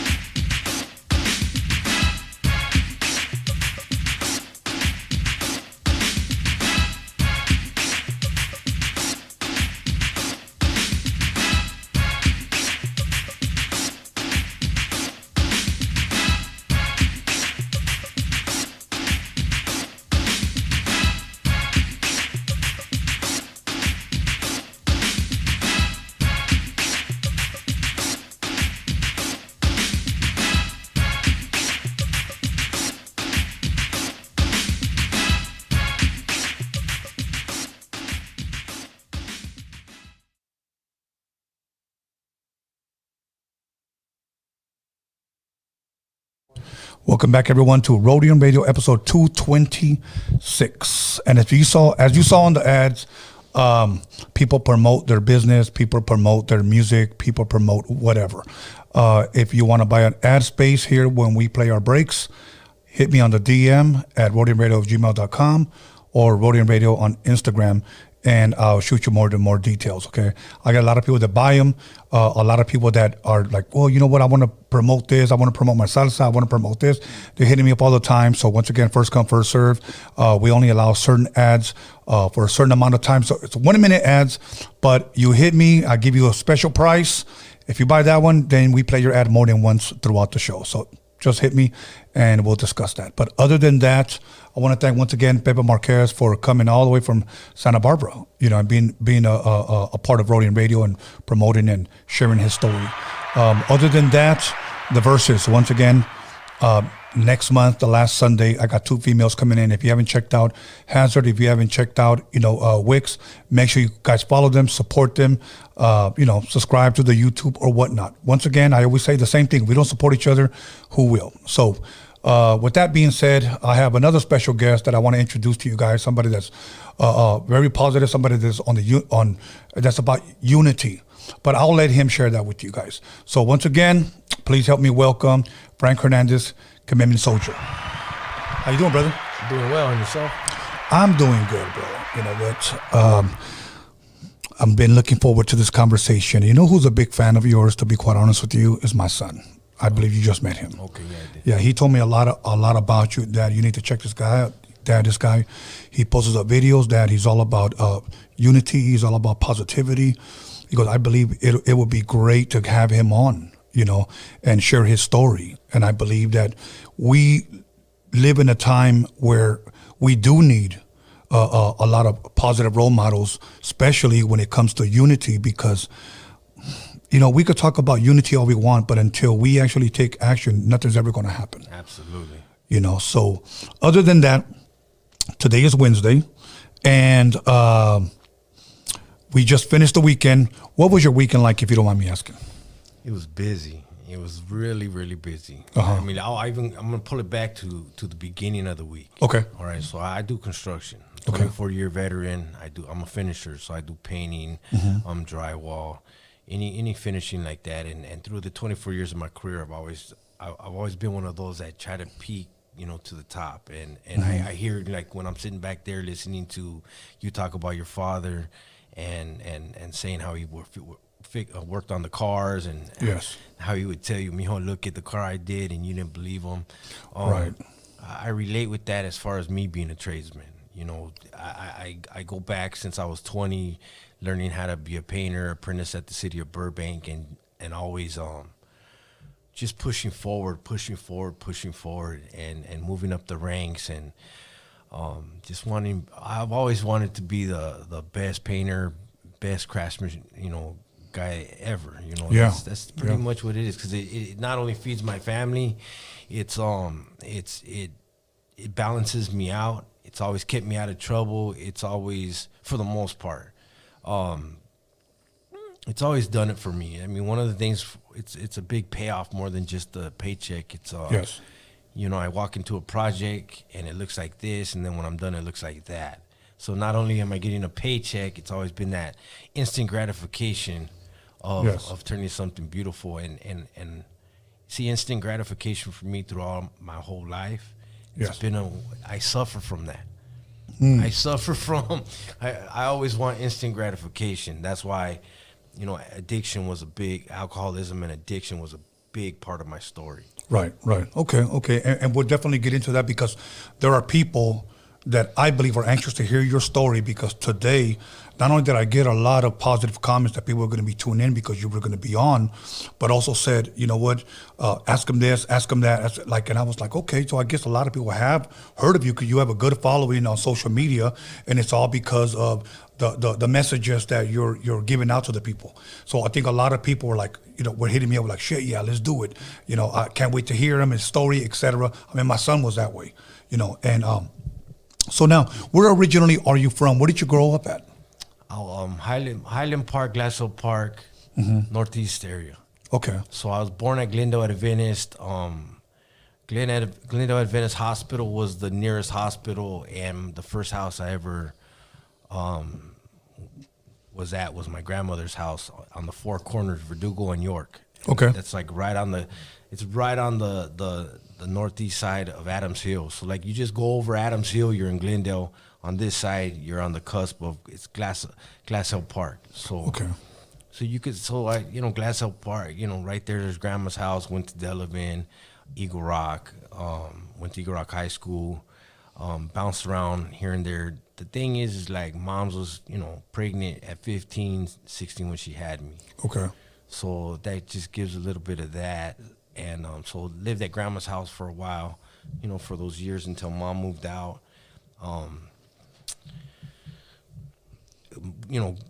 Grandma was a bartender, mom was a bartender. Mom tried to like when mom, dad, okay, and then let's touch on dad real quick. Dad was never around. And then again, listening to you guys talk right now, the big afro, yeah. You know, I remember that reminded me of seeing a picture of my father. You know, the one picture that my mom had showed me, like, here's your dad. And it was a picture of him back in the 70s, big old, to me, I called it an afro. Right. Little leather vest looking thing and no shirt underneath and just doing looking that, fly. That old school, like, look and all that. And I used to always just trip out on that, you know, because... Was it he just wasn't in your life? In other words, short relationship, decided to go his own way. Was there ever a relationship between you guys? Later on, okay. When I think I met him, so if I can just so when I tell you the first part, it's just from hearsay because I don't remember really seeing him, but I met him the first time when I was 3 or 4. Okay, and it was just a quick visit, and then I didn't meet him again until I was about 10. Okay. And then we tried building a relationship, and that was, I mean, we could, like, a lot of this stuff, I could spend an hour talking about every little, an hour on dad, I can spend an hour on mom, I can spend an hour on family, I can spend an hour on addiction, I can spend an hour, I mean, you want to roll through this, Tony, I can spend an hour on every damn topic. Right.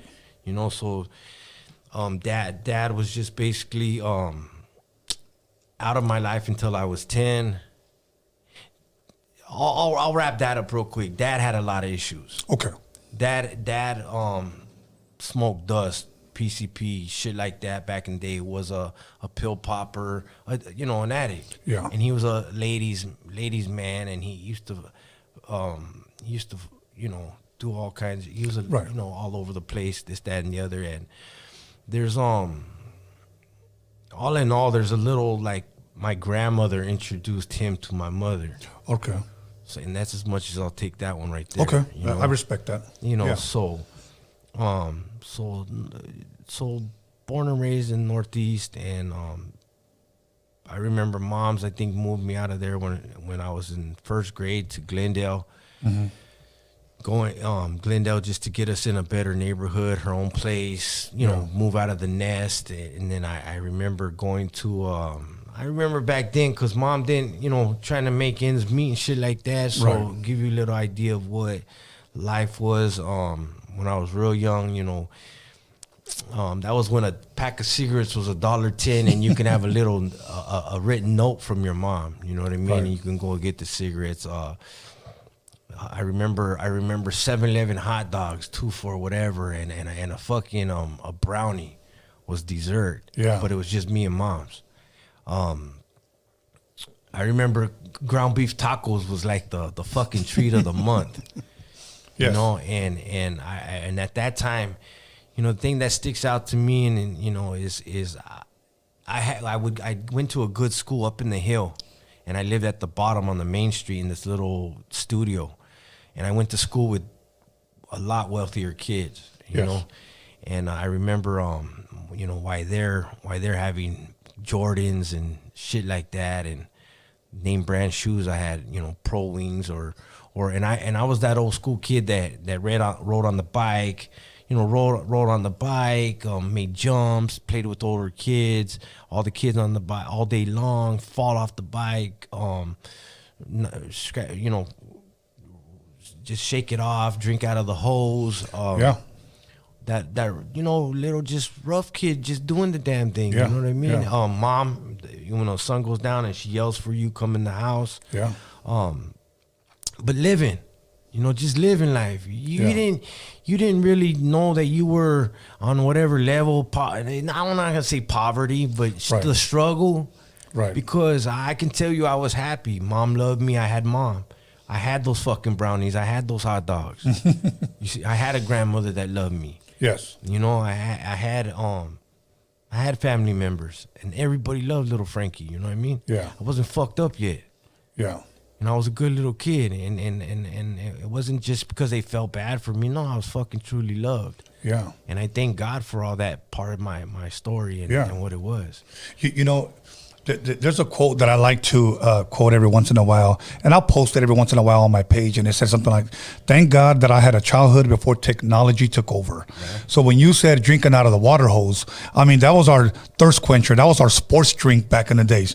You know, when you get tired and when I'm going to tell you when I used to like drinking out of the water hose, when you had a brand new water hose, because every time you used to drink, you used to taste like the newness of that water hose. You're like, tastes good, you know, but that's just the way it was. We could play street ball, baseball, soccer, whatever, right, and then turn on the fucking La Manguera and then fucking drink out of that motherfucker. Street lights came on, you got to go inside. That was it. You know, even when there was no hose, the spigot. Yeah.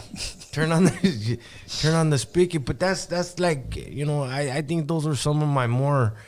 I'm glad I had those days. Same here. You know, and then go figure, it wasn't the kids that. Okay, so then we had a babysitter, Betty. So after school, my mom put me in this little, you know, house, babysitter at some pad, and that's where I met these other group of boys, right? And I remember that was cool because it was a nicer house. She was a cool babysitter. She'd take us to the park. She'd feed us. She took care. She loved us. You know what I mean? Yes. Take us swimming, shit like that. And go figure. As I got older, I all those kids, half of those kids became from somewhere and started running a certain way, and we all met back up after the fact, and we just started doing other things. Yeah. You know, I know sometimes it's not easy to talk about the past because a lot of times, some people still have open wounds from the past. Some people have never really healed, and some people have healed and moved on and can live and talk about it. If I ask something that possibly you don't want to answer, that's cool. You know, we'll just move on to the next question. You know, but what I do like about your positivity, and you talk about unity. But before we can do that, I would like to know what happened you growing up that maybe somebody could learn from, where they don't have to make the same mistakes. What do you think, and at what point in your life, how old were you when it all started going wrong?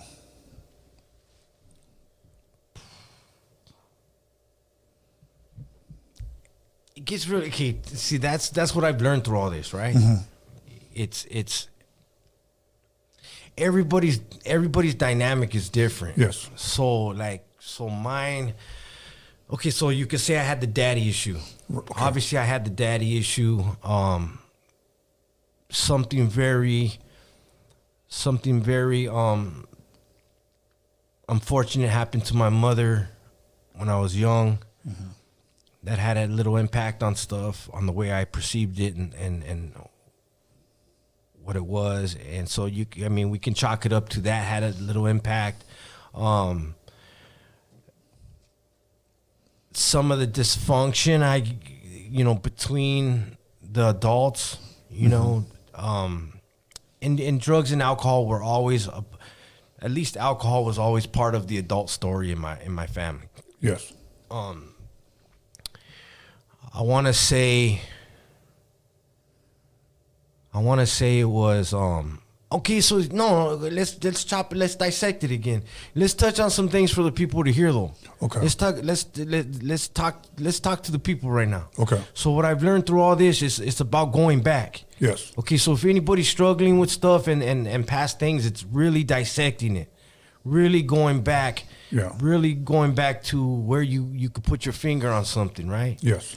So now that you're asking this question, and the more I think about it, I can put my finger on that thing that happened to my mother, to what that held on me as a kid, to when I got a little bit older, and the dysfunction between the family members, the age of my mother and where she was in her life, doing the best she can.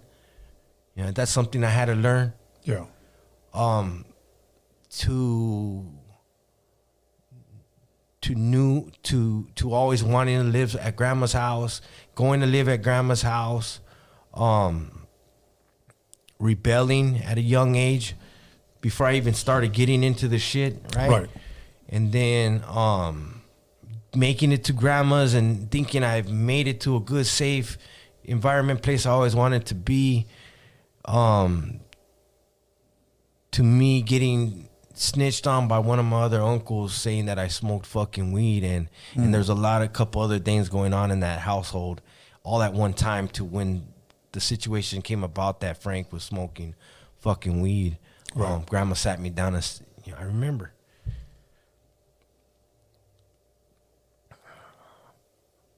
She cried and she told me I had to go. And that was a fucking game changer. Yeah. That was the big game changer. I had a lot of hate, anger. Yeah. So I go back home, I go back home and I'm like 13 and I'd already been to a boys' home. I'd already experienced some shit there. I'd already done some weird ass shit, going here, hiding me there so all this can go down just to get there, and then that gets fucked off, and then I end up back, at the pad. And at that time, I didn't get along with step pops. Okay. By the grace of God, I get along with them today. All That's awesome. But answering your question of where things went wrong or sideways for me, so I go back to, I live with my mom, and it's mom, step pops, his daughters, and there's a guy sleeping on the couch that they were helping from the church. Okay. So real quick, that puts me in Eagle Rock, and that puts me talking to the dude on the couch. I'm angry as fuck. Don't want to live there. I'm delinquent. I'm not listening to shit. I want to run my own program. Yeah. And I'm learning at that point what truly not giving a fuck is. Oh, okay. Okay. So one thing led to another. Oh, you smoke weed? To the guy on the couch?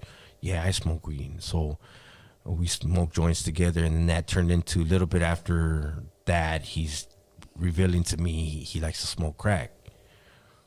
So game on. You start smoking P-Dogs. You start freebasing. Yeah. I remember that. Now Crystal came around for, it was Filipino Ice. Drugs. So drugs came in, and then you're going to school, and there was a park, right?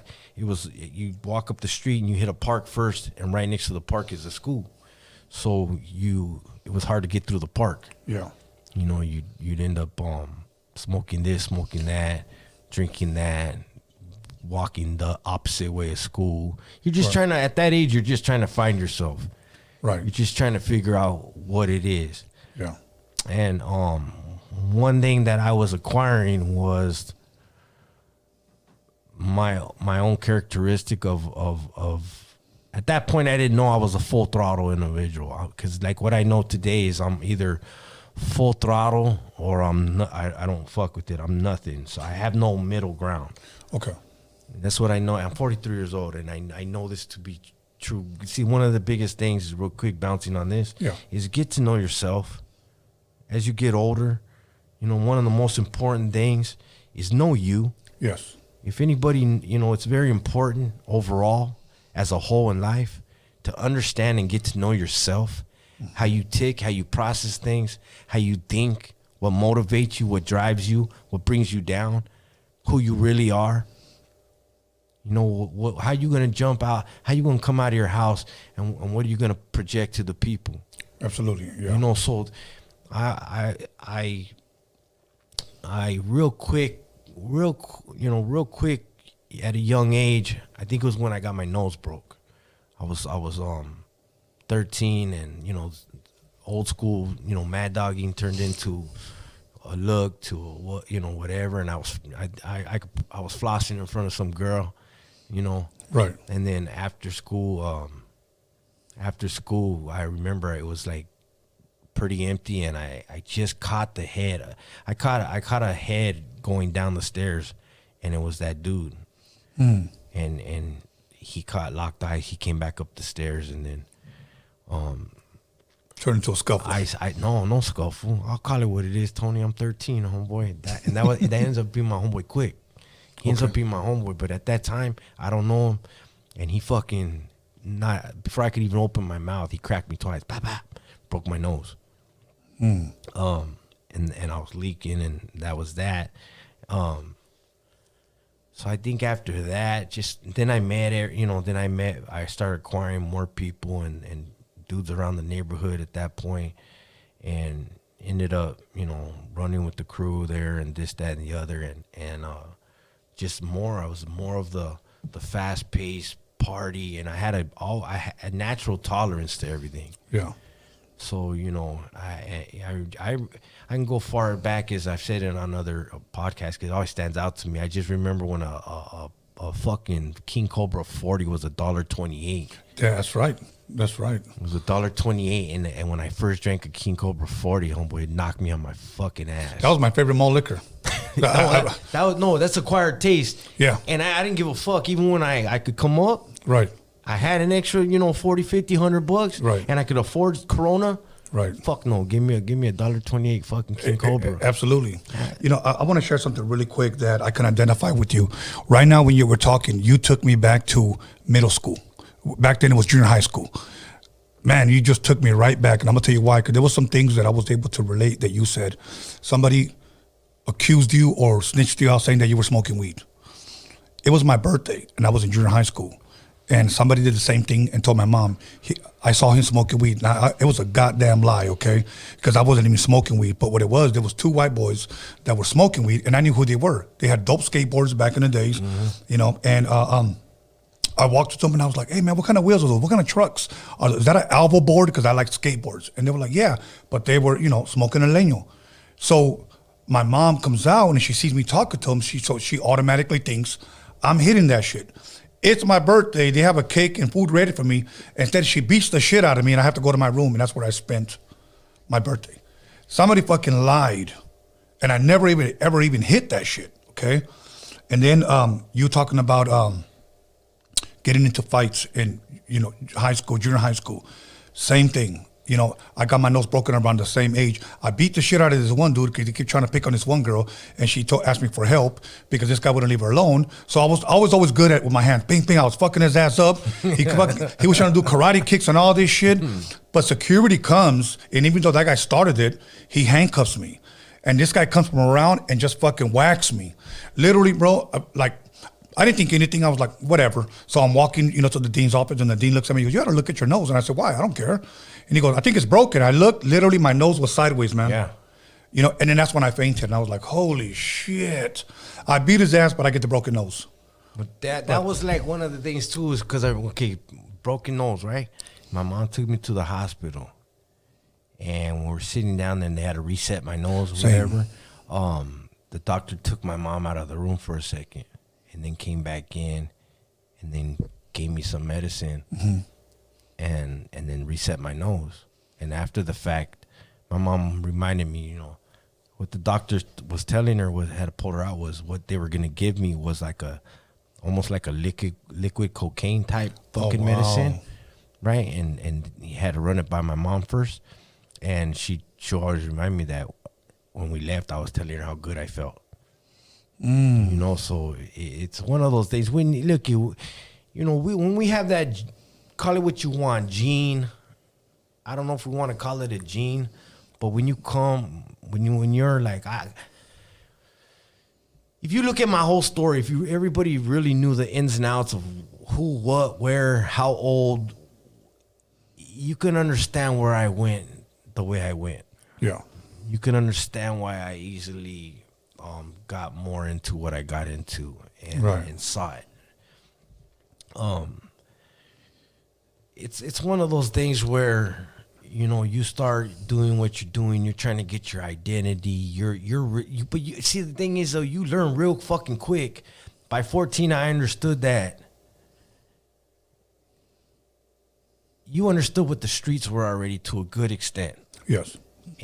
And you understood that what you were up to and what you were involved with, and I'm not even talking crazy ass crime at this time. Right. I'm just talking what the average day was.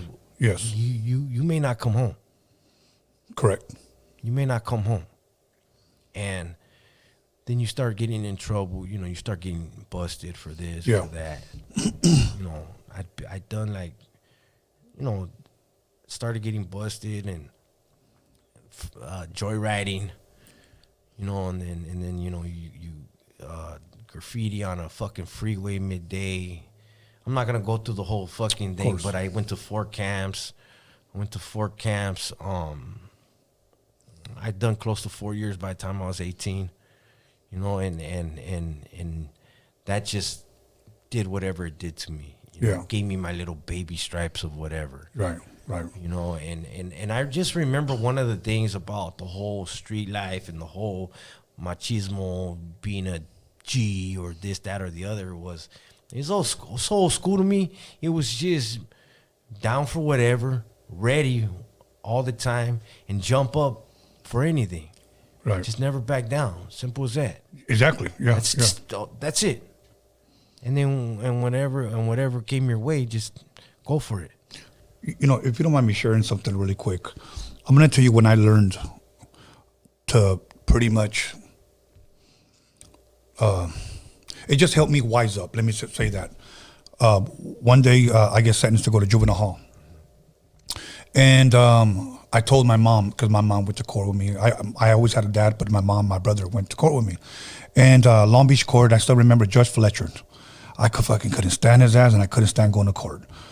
But he sent me to juvenile hall, and I was there, and Los Padrinos. Yeah. And I told my mom, don't come visit me. And that's when I told her. Now she started crying. And I remember that was the first time, no, I take it back, second time that I saw my mom cry. And it fucking hurt me. So the weekend comes along, and I'll be honest with you, I was having a good time. I was having a good time because I saw like, fucking Manuel, you're here? Fucking Arturo, you're here? And you're like, I haven't seen you in third period. For what, been here, homie? And I'm like, holy shit. So I'm having a hell of a time. I'm there fucking sweeping, singing, and dancing and shit. So and then they tell me, Albert, you got a visitor. I was like, a visitor? I'm not expecting anybody. So I go to the chapel, and there's my mom, and she's looking at me crying. It tore me apart, man. Because my ass is over there singing and dancing, mopping, having a good time, and my mom was suffering. So she had just told me, please promise me that you'll never, ever do this again. You'll never come here again. Please don't. I'm one of 10 kids, bro. 5 brothers, 4 sisters. Right. And I just said, I promise you. So I took it a little bit more serious.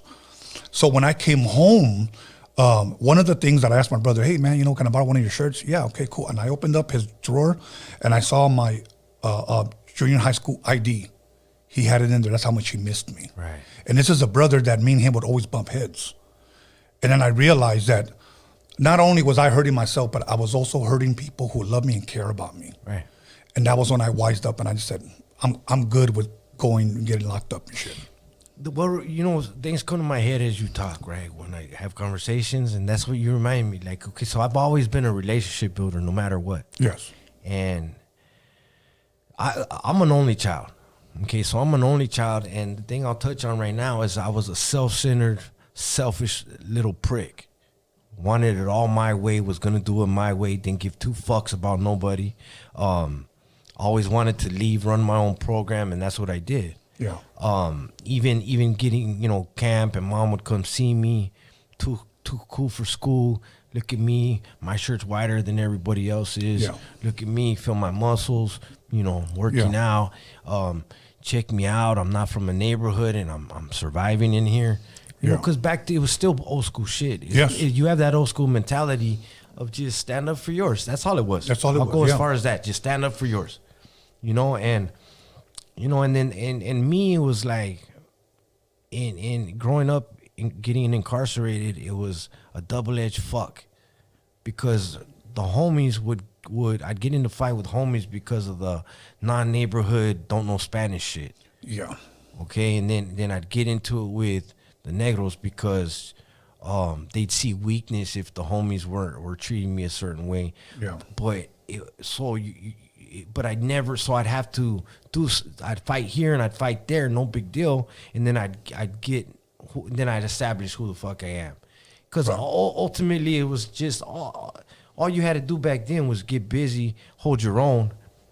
You might get your ass kicked once, but kick somebody, hand somebody an ass whooping. But main thing was they knew you jump. Yeah. You take flight as soon as it happened. Yes. So you start getting incarcerated. You start getting incarcerated as much as I was as a juvenile, and staff knows you by your name. You already got juice when you get there. Yeah. I remember I got refiled on. I got refiled on from Miller.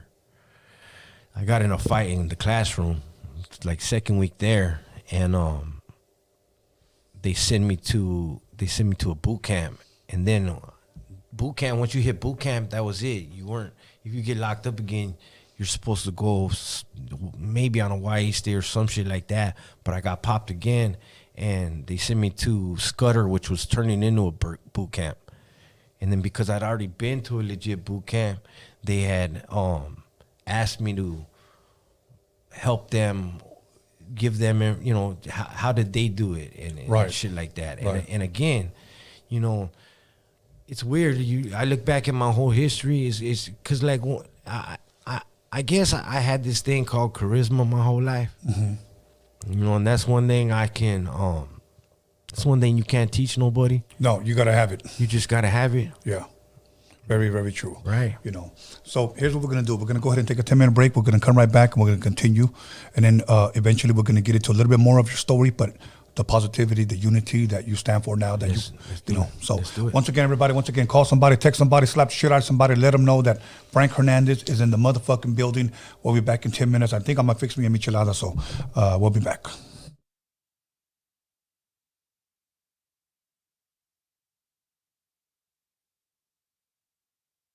you doing? It's me, Little Easy E, Eric Wright, and a lot of you know me, know I like to smile. And to thank for my beautiful smile, I want to thank Occidental. That's Occidental in Hollywood. So check this out. For all your dental needs, be sure to come to them because they'll be there to take care of you. That's Occidental in Hollywood. Check them out.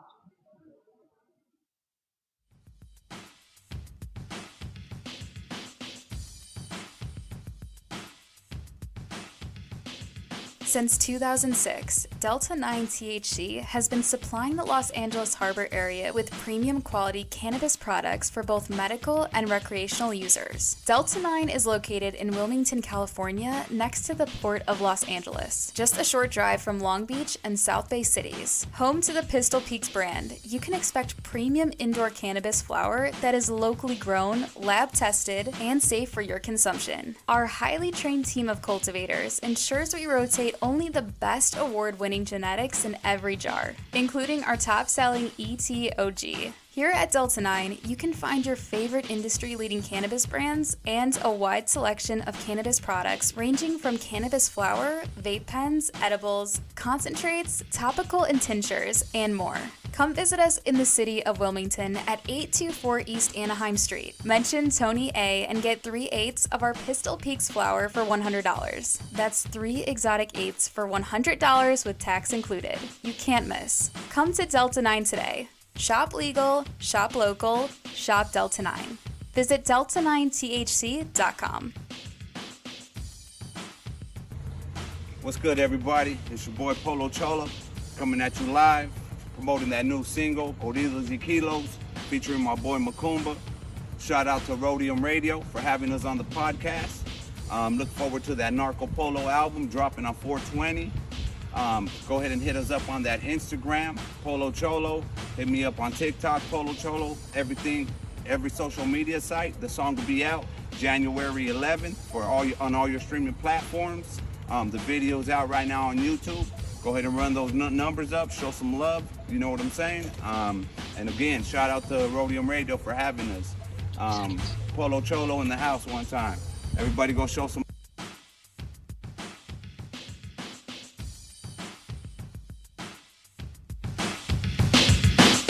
You'll call somebody, text somebody, slap the shit out of somebody. Let them know that Roadium Radio is live within this biatch.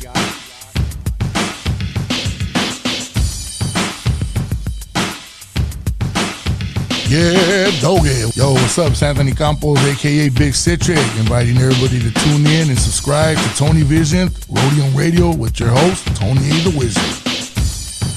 What's happening? It's your boy Bobby Castro, and I'm here at Roadium Radio with the homie Tony A. the Wizard. Make sure to like, subscribe, check out the shit. What's good, y'all? Eric Bobo from the mighty Cypress Hill, chilling right here on Roadium Radio with the homeboy Tony A. the Wizard. That's right. Hey everybody, this is Cliff Ritchie, and I'm here on Roadium Radio with Tony A. the Wizard.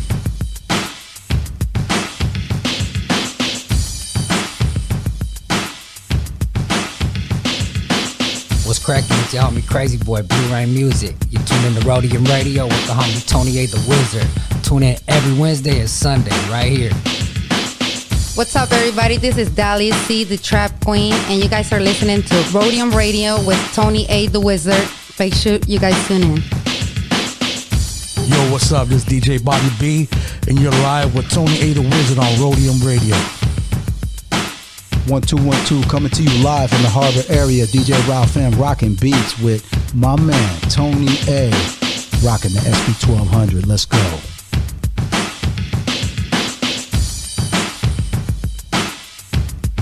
Yo, what's up? This is DJ Yella coming straight out of Compton, Roadium Radio with my boy Tony A. the Wizard. Check him out. Hey, what's up? It's your girl Miss Got this from NYC. Andamos aquí with Tony A. the Wizard at Roadium Radio. You already know how to bring the NYC love. Hey, shout out to all of you guys. Hey, what's cracking? It's that Guilty One. You're tuned in to Roadium Radio with Tony A. the Wizard, live every Sunday and Wednesday at 7 p.m. Like and subscribe. What's going on? It's Hazard. You are tuned in with Tony A. the Wizard on Roadium Radio. Make sure you tune in every Sunday and Wednesday at 7 p.m. Like and subscribe on YouTube.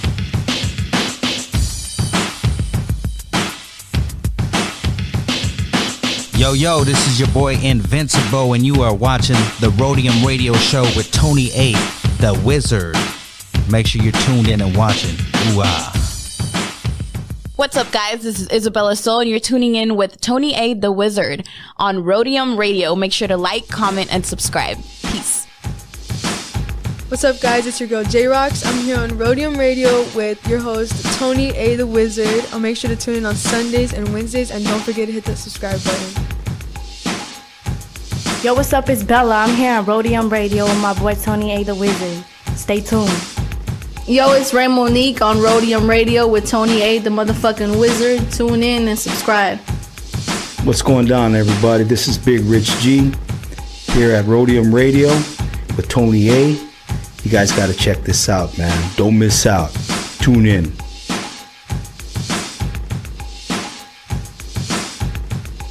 It's your boy Producer A here at Roadium Radio. It's your boy Tony A.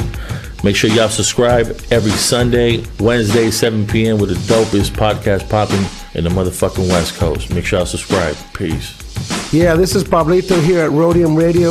I'm here with Tony A. the Wizard. Tune in. What's cracking? It's your boy Noel G in the house, aka Hector. You guys know what time it is, right here with the Roadium Radio Show, hosted by your boy Tony A. the Wizard. Keep listening. We got something good for you.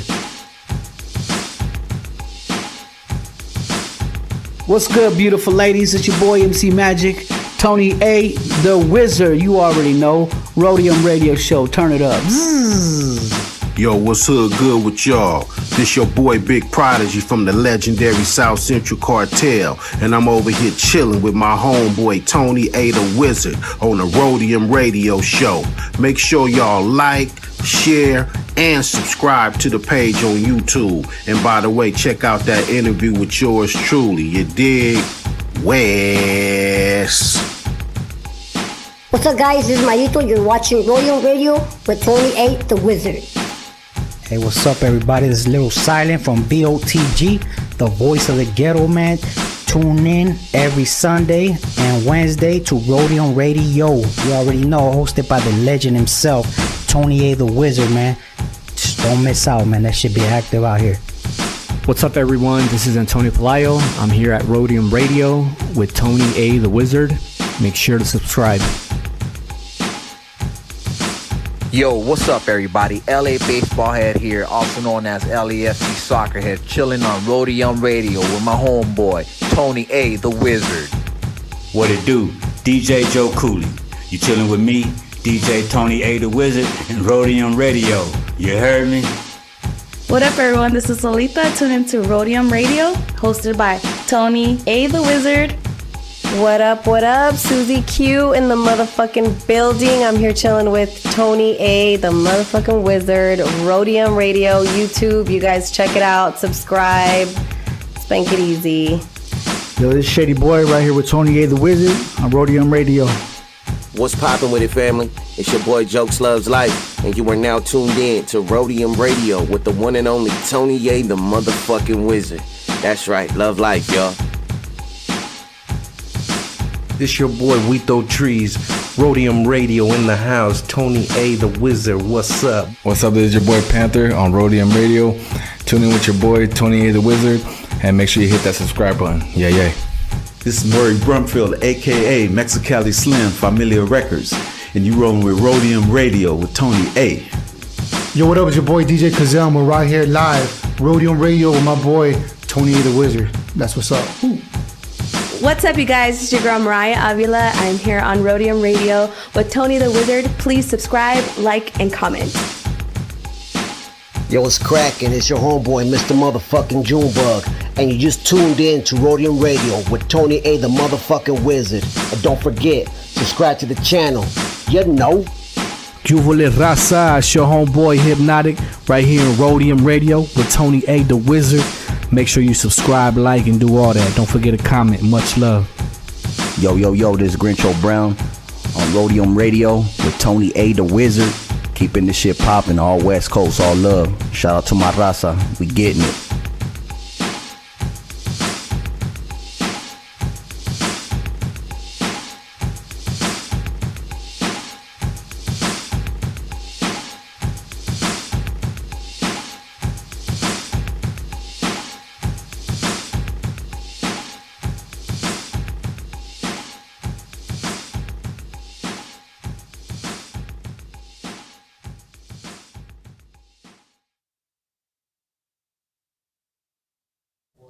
And welcome back, everyone, to Roadium Radio episode 226. And we're not going to bullshit anymore. We're just going to go ahead and jump right back into it with Frank Hernandez, Commitment Soldier. So before we get into the Commitment Soldier part, let's pick up right where we left off. But I want to share something with you that's going to lead into my next question. My family, when they came from Mexico, okay, I'm just like the seventh kid, okay? So everybody before me was born in Mexico. They lived in Compton. That's where they came from Mexico to Compton. So I was there in Compton till I was about 9 years old, okay? I don't claim Compton because I grew up here in Wilmas, okay? So, the majority of my life, just people that I know that lived in Compton until they were 7 or 8 years old and they're 50 still claiming Compton. Well, my older brother was from Compton. He was from a hood out there, which I will not name. And he would always claim it. And I remember him coming home and always telling my mother. Now, I was always a good observer and always listening. And what happened was he said, hey, do you remember Mario? Do you remember, Gustavo? And yeah, oh, Loma, they killed him. It was almost like every week they killed someone. So finally, when I was about 9, long story short, my dad brought us to Wilmington. So what I started doing, what I saw my brother do back then, writing his neighborhood on the wall. So I started writing it on the house, And I remember my brother came home one day because for him, leaving Compton was like a brand new start because he was driving my mother crazy because my mother was thinking all his friends are getting killed. He's probably next. This is my older brother. Yeah. So here I am writing his hood. And he came home and he goes, who wrote this? And I just said, I did. And I thought, I'll be honest with you, he was going to be proud that I was going to be taking up after what he was claiming. Right. And I'll be honest with you, he beat the shit out of me, man. He slapped me. Come here, I want to take it. And he grabbed me by my hair. And he told me, don't you ever do this again. Do you understand me? Don't you ever. And I was shocked because I'm thinking, I'm claiming your hood. No, it's like. See, so my question to you is this. It's here. Yes. No, it's like my Tío Johnny. Okay. It's just like my Tío Johnny from Venice, right? Yes. So he, spent a lot of time me growing up, little Frankie, this, that, and the other, showed me this, showed me that, showed me what it was to all the homeboys, first times, this, that, and the other, and here comes me, 7th grade, hanging out with some little dude from a neighborhood, and before you know it, I'm hitting up the neighborhood around the school. I'm having him talk to his brother, asking him more questions. about where's the neighborhood at, this, that, and the other. Yes. Oh, can I after a couple months can I get in? I write my uncle because now he's down. He's busted in Jamestown. I write him a letter and I told him where I was gonna be from, this, that, and the other, and same thing. I thought he was gonna be all proud, and he I get a letter whenever it was a couple weeks later, and he's dissing the fuck out of me.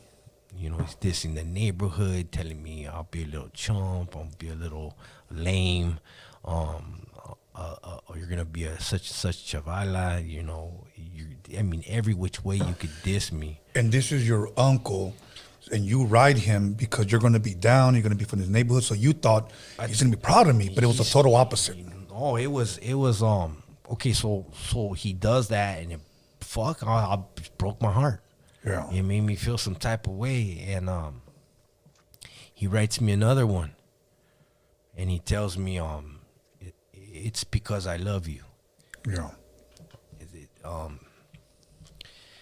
Because I see so much in you, and I know the future you can have, and what I see in you, and you can be more than that, and the biggest thing that I could tell you is why, with everything that you got, right, and even if you want to live a certain way, why do you have to answer to a neighborhood?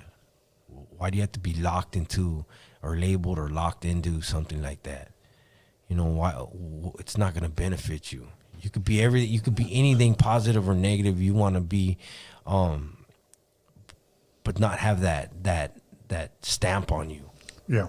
You know, and have to answer to anybody or be locked into a certain neighborhood or anything like that. You know, keep it open. Keep it open. Be the best you can be at whatever you want to. At that point, it was be whatever you want to be. Yes. Just don't have a hand over you or on you. So his street mentality had changed now, at least for you. You know, he didn't want you to be a part of what he was involved in. Because if you look at it, I guess I could say like this is all just.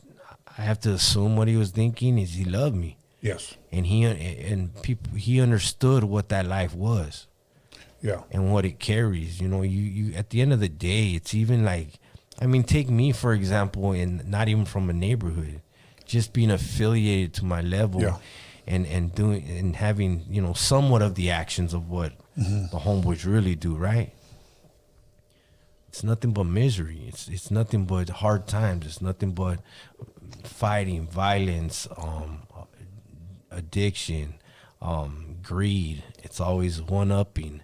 It's taking, you know, it's always being number one, however you had to do it, and all in all, it's you're just destroying other people and yourself at the same time, and that's what people don't realize. You think you out there running amok, tearing down society, when that might be true to a certain capacity, but ultimately, what you're fucking doing is you don't realize you're tearing yourself down.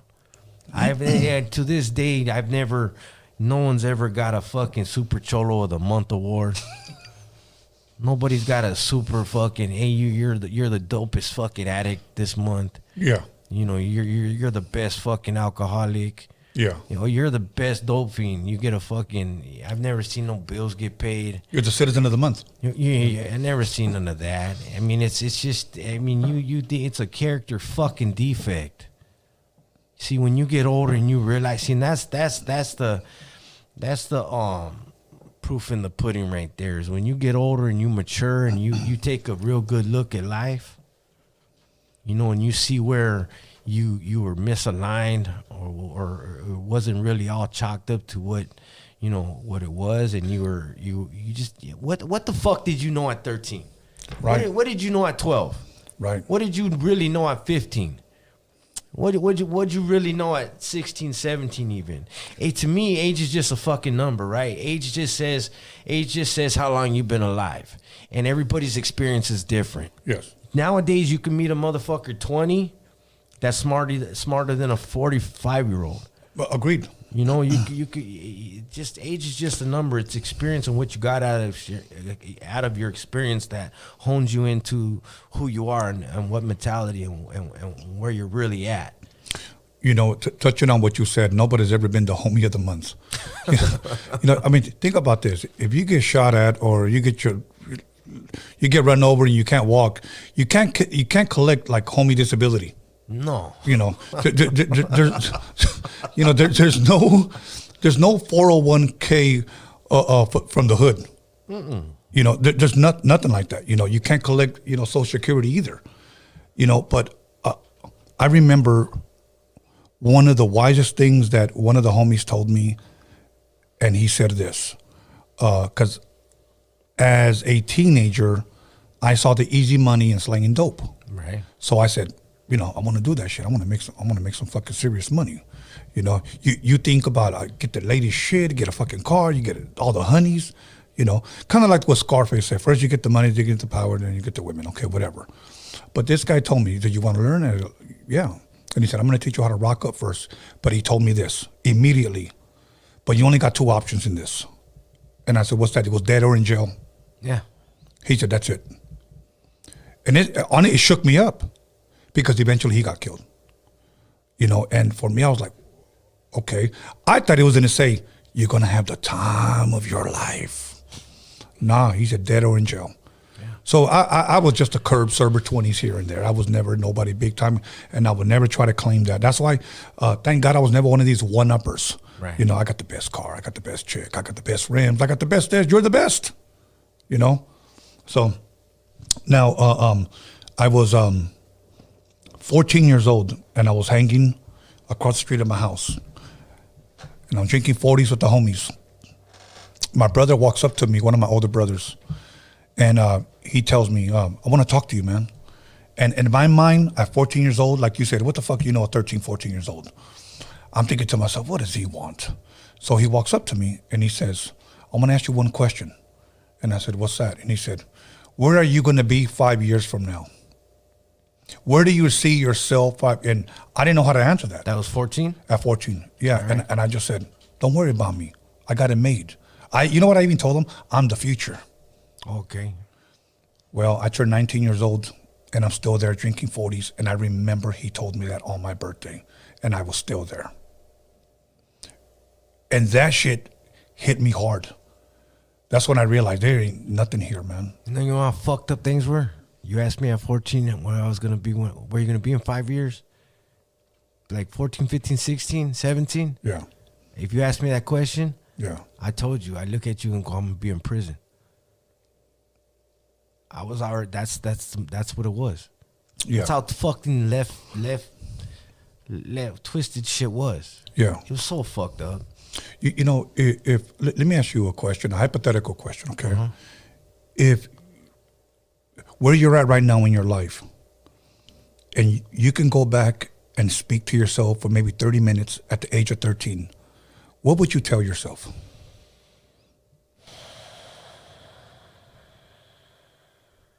I would tell myself to get real honest with myself. Slow down and get real honest real quick and dig deep with honesty. Cause I think that's what happens is like, okay, you create so much gray area. Yeah. All right, let me touch on this part because right now in my recovery and where I'm in my life now, where I'm at now, it's black and white. I've gotten rid of the gray area. Gray area is when I was running however I was before, yes, creating my own friction, creating excuses, drumming up my own reasoning for what it is, even as far as making it okay. A lot of times, because I'd make it okay. This is why I do this. This is why it's like that. It has to be this way. Right. That's the fucking gray area. A lot of it's made up. Yeah. It's bullshit. You're off. You're wired wrong. So what would I tell my 13-year-old self? Get a fucking grip. Not get ready, because that's what I was telling myself at 13. Are you always questioning? Because it was on repeat. Are you listo? Are you ready? Are you down? Right. You with it? You know what I mean? Nah. It's more like I tell my 13-year-old self, slow down. Get a grip. Get really honest. Yeah. Because the so-called honesty I was giving myself at that age wasn't really honest. Right. It was a whole lot of bullshit. It was just a whole lot of feed yourself enough bullshit to get you sparked up to go do this, go do that. Get in this mentality of this is what it is. Yeah. Somebody asked me that on a podcast that I did maybe, I want to say early 2019 before I started mine in September of 2019. And I was just taking podcasts because I was trying to promote my documentary that I had directed. And somebody asked me, if you can go back and talk to yourself, at what age would you talk to yourself at? And I said, I would go back to 7th grade because I truly believe that that's where everything went downhill for me, okay? And my only message would be to myself, would be listen to your mother. That would be it, nothing else. Right. Listen to your mother. Because ultimately, she's the one that suffered the most. Right. We did that to her. Right. So that would be my message, and that would be to messages people that are watching this, is that listen to your mother, or listen to your father, who mean well, who love you, and are trying to direct you in the right direction. Many times we want to act out of rebellion and say, I know what I'm doing because the homie's here, because the homie's that, because the homie's this. Right. But ultimately, you know who's going to be in court with you? Your mom and dad. Mom's always mom's there. No, it's like when I hear my mom tell me that, I'm sorry to tell you this, but the best, it's fuck, the best nights I could sleep is when you're incarcerated. Wow. Because I'm not going to get the call. I'm not, cause I've sat there so many times dreading that call. Yeah. I care so much about life, homeboy, right now. Yeah. And on the path I'm on, I get choked up a lot. And it's mainly out of where my heart's at today.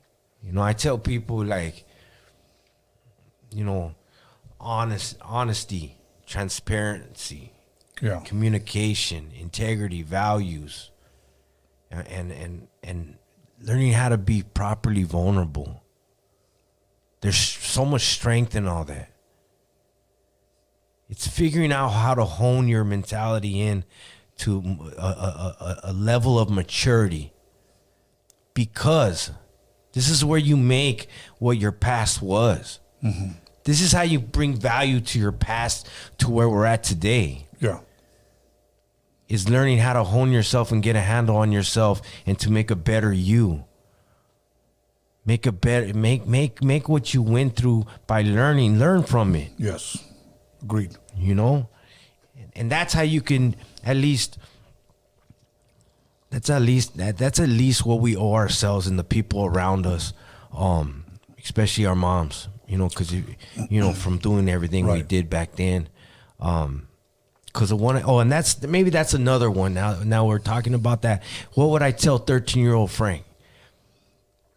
I'd sit down I'd sit down with them and I'd say, hey, everybody around, I need you to know this, and I need you to really understand this. Everybody in your life right now, the adults, everybody's doing the best they can. Yeah. Because I was, back to the daddy issue or whatever, and whatever the dynamics were, it was always, why can't you do better? Why can't you do better? There's always a time when that thought would come, Yes. And so I think I would tell myself, people, that's what I had to realize in my recovery and where I'm at, is I had to realize that my mother was doing the best she could. Yeah. For where she was at in life. And I just want to touch on one last thing when it pertains to mothers. My mother would literally beg me to do good, because one thing that all my brothers and sisters would say, that out of all the kids, I was the worst one. Okay. and I'll be honest with you, I always thought, I'm not the worst one. I'm just doing me. Don't worry about me. Right. But not knowing that I was, hurting my mother. So my mother passes away. Okay, we empty out the house.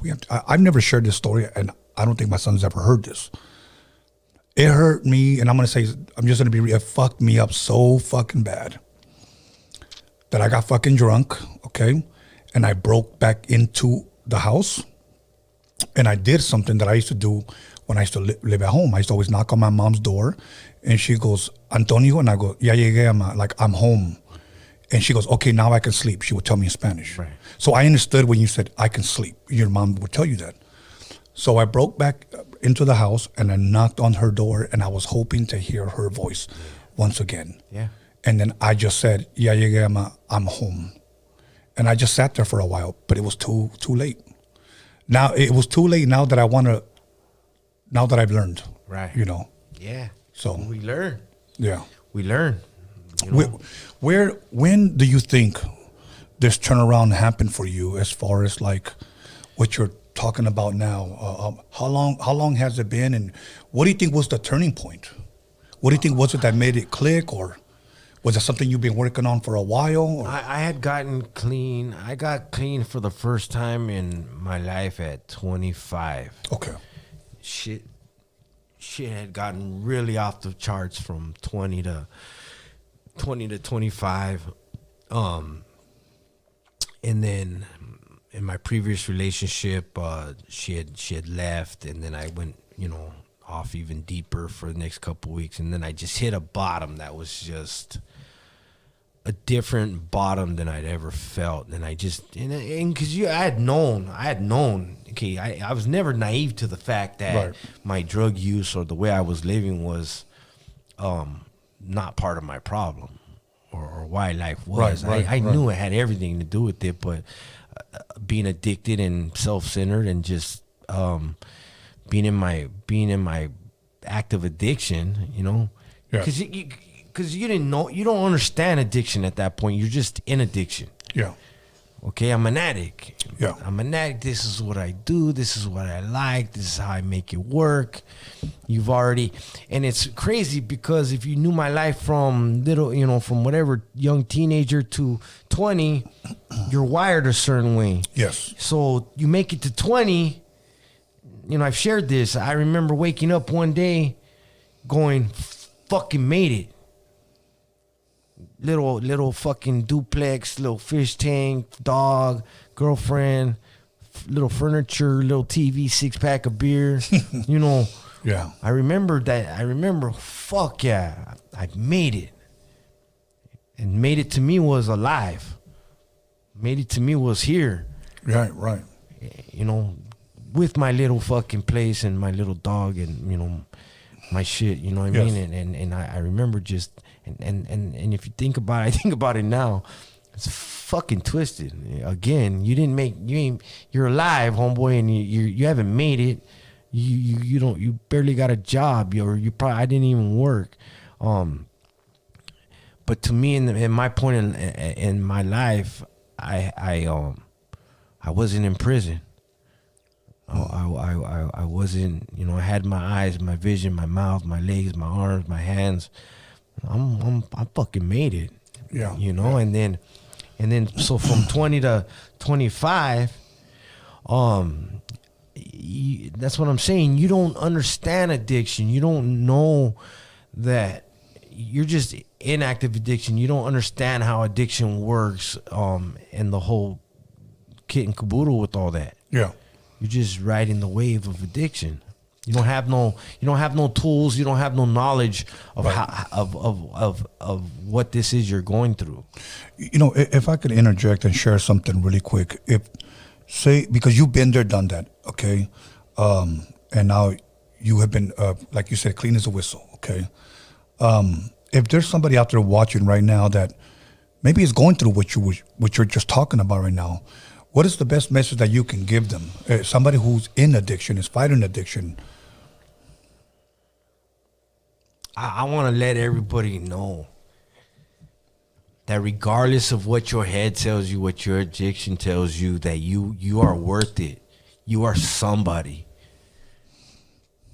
And you can do it if you just have the smallest of desire. And you're worth something.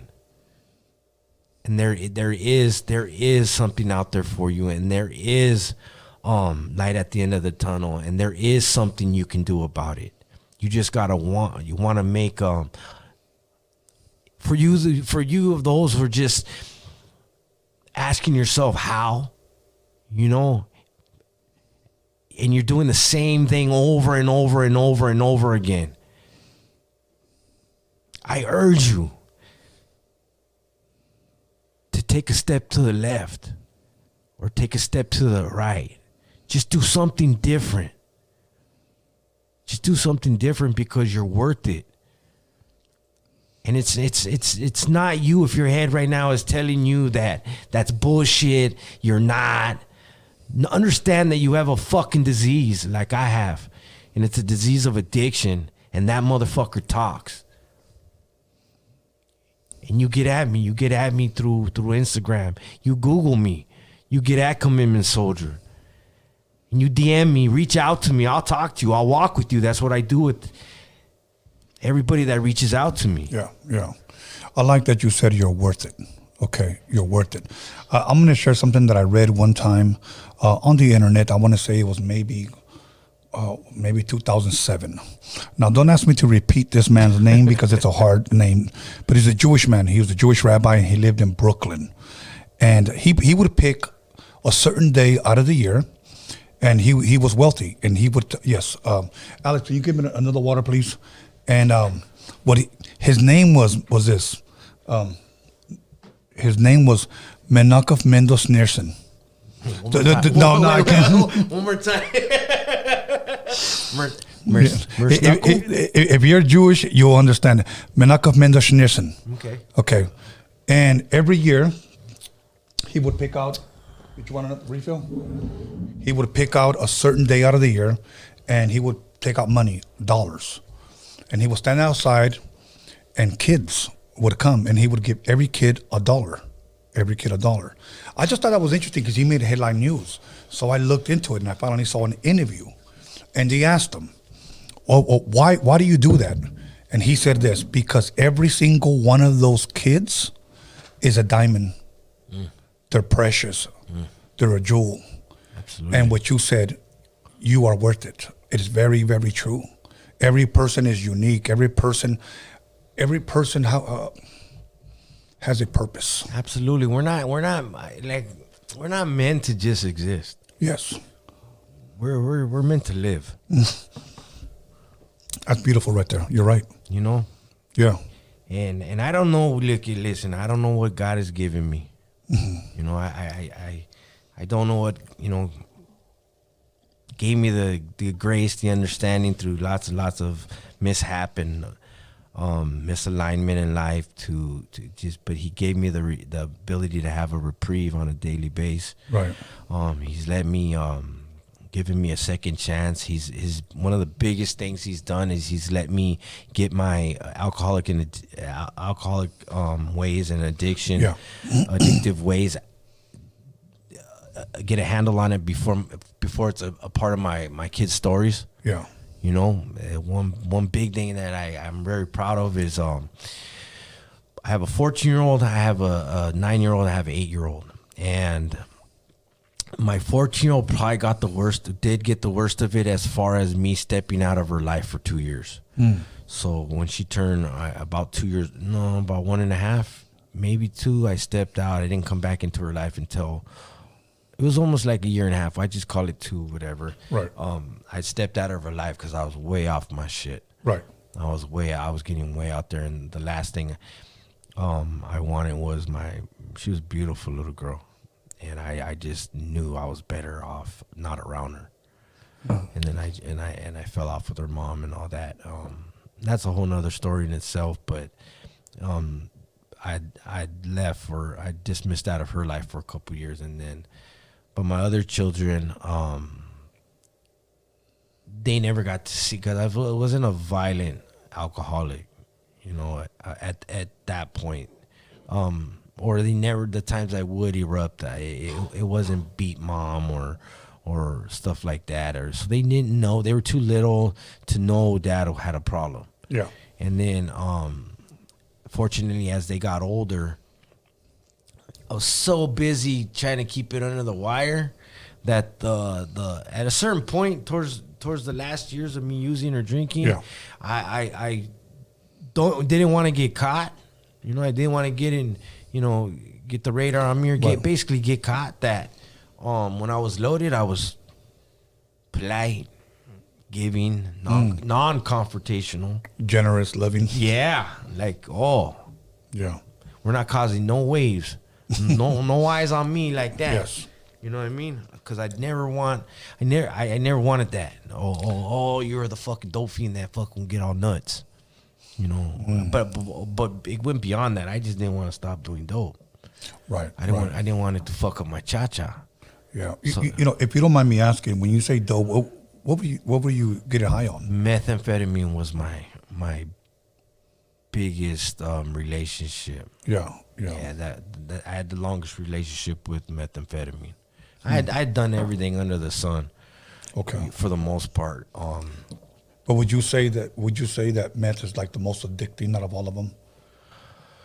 For me, it was. Yeah. I almost like self diagnosed myself. Like I kind of almost go like maybe I had ADHD or some shit. I had a little bit of hyper fucking disorder, and then because I remember when I did meth, it would level me out. Yeah.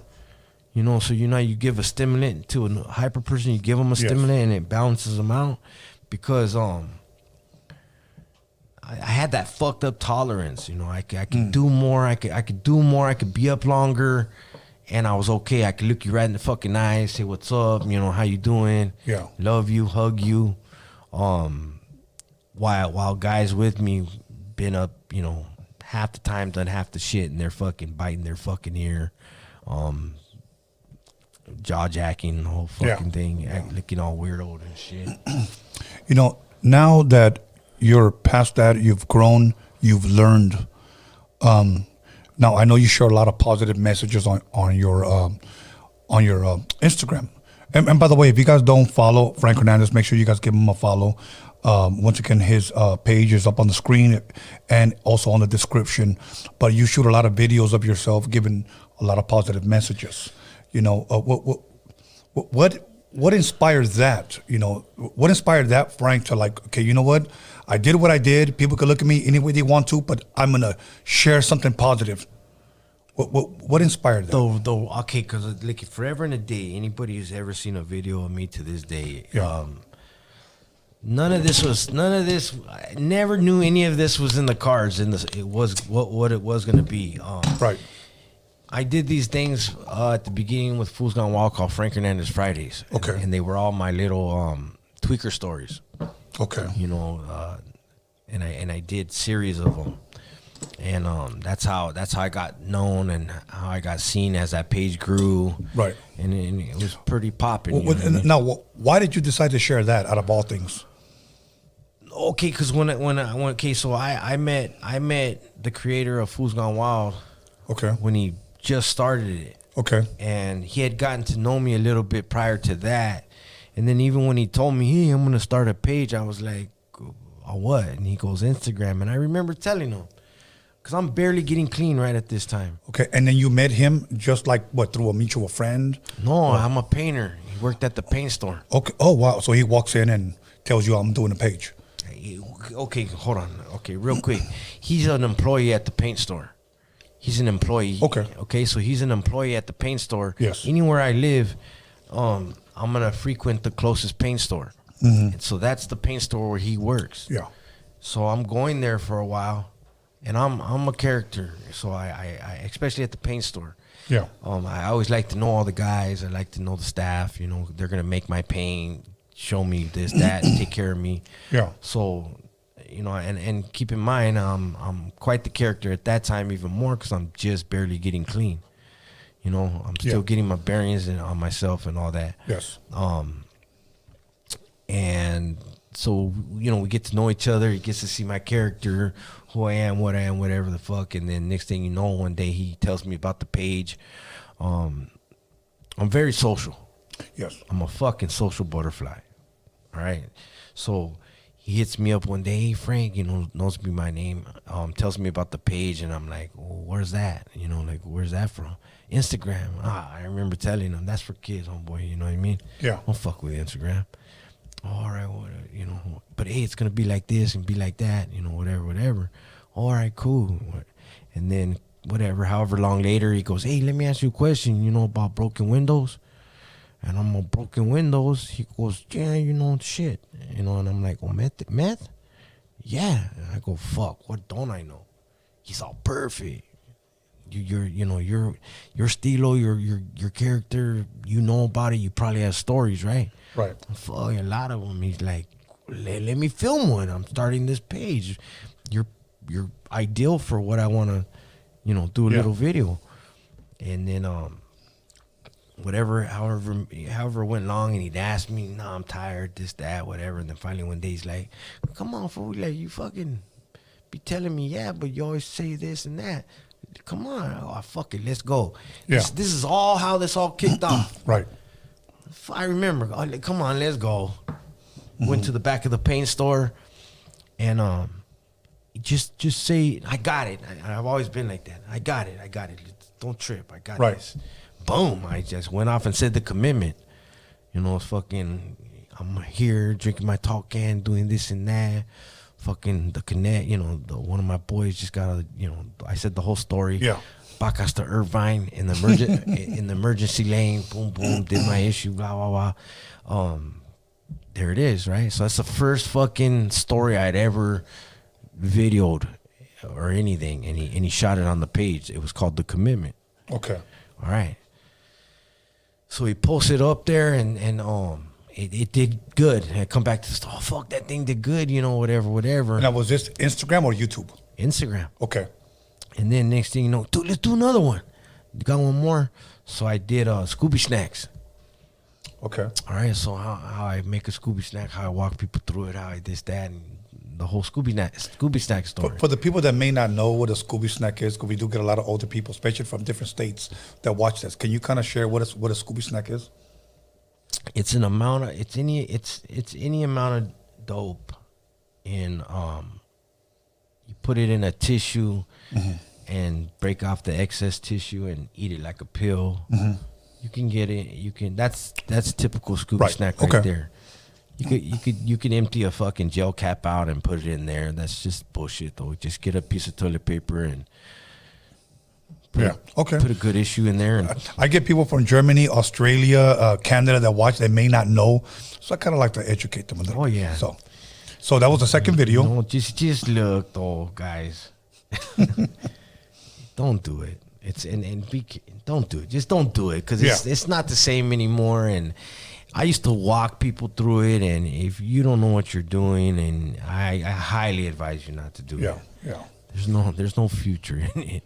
So that was your second video. So that's the second video, and then you start. So then, hey, look how many views, whatever, and it's not going viral, but they're doing good. And I'm talking. This is probably like where 6,000 followers. They had 6,000 followers at the time. Right. And then next thing you know, and this is where the whole Fool's Gone Wild is starting. Oh yeah. This so is when it's you knew him before. Right. Okay. I absolutely. Yeah. And there's more. That's why I'll tell everybody real quick. That's why I don't give a fuck what job you got, who you are. Follow your passion, dream, your idea, because that's a prime example of somebody working at a paint store and created this idea, and look where Fool's Gone Wild's at today. And big ups to Fool's Gone Wild for creating that, and because a lot of where I'm at. Has at least at this point, because I give credit where credit's due. Yes. Without Fool's Gone Wild, none of this with me would be here. Okay. That's a fact. Bottom line, no matter which way you slice it, if Fool's Gone Wild was never created, nor would Commitment Soldier be created. Okay. Simple as that. Okay.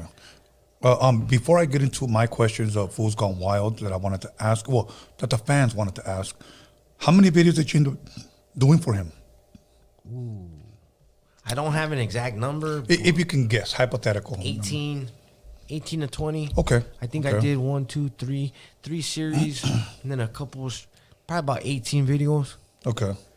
They all together, they got like, I think if you count them all up, all of you, I got over a couple million views throughout all of them. Wow. You know, but the page grew. Mm-hmm. The page grew like through all that time. Cause he'd do one, I'd go film 5. And then he'd put one on this Friday, and then so it'd be good for 5 weeks. Right. You know?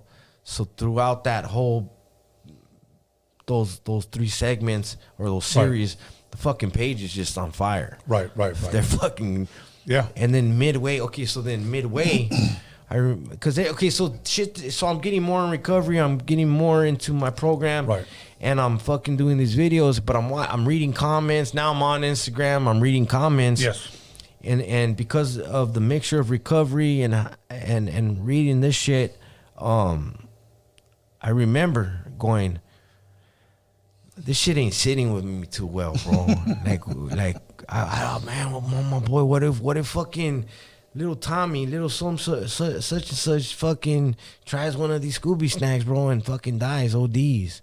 Because he saw you. Because he just saw this fucking story, you know? Yeah. So that's when he put a disclaimer. Anything I'd asked him, you know, he'd critique it. So yeah. Warning, Frank Hernandez, allegedly true, this, that, and he'd always come up with these really fucking, you know, smart little things. Like when he came up with that disclaimer, I was like, fuck yeah, that's cool. Yeah. And it even made it more entertaining and funny. Yeah. You know, so that was that. And then mid-process through this, he tells me, hey, Frank, you know, because the more I'm telling him about recovery and this, that, and the other and helping, and he's like, bro, you start a page. I'll guide you through it. I'll help you set it up, and I'll support you. Right.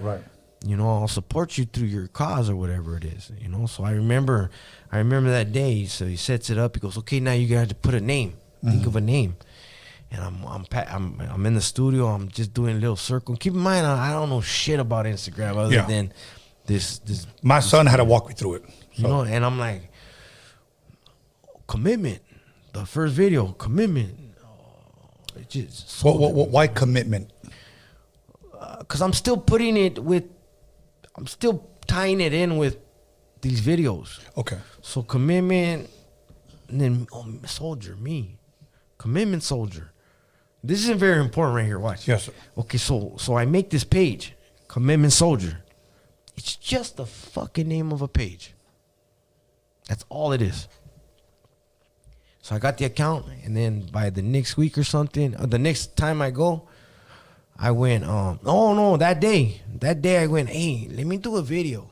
Let me just promote it. You know, let's put the page out. Yeah. Okay, let's do it real quick. So, hey guys, Frank Hernandez Fridays.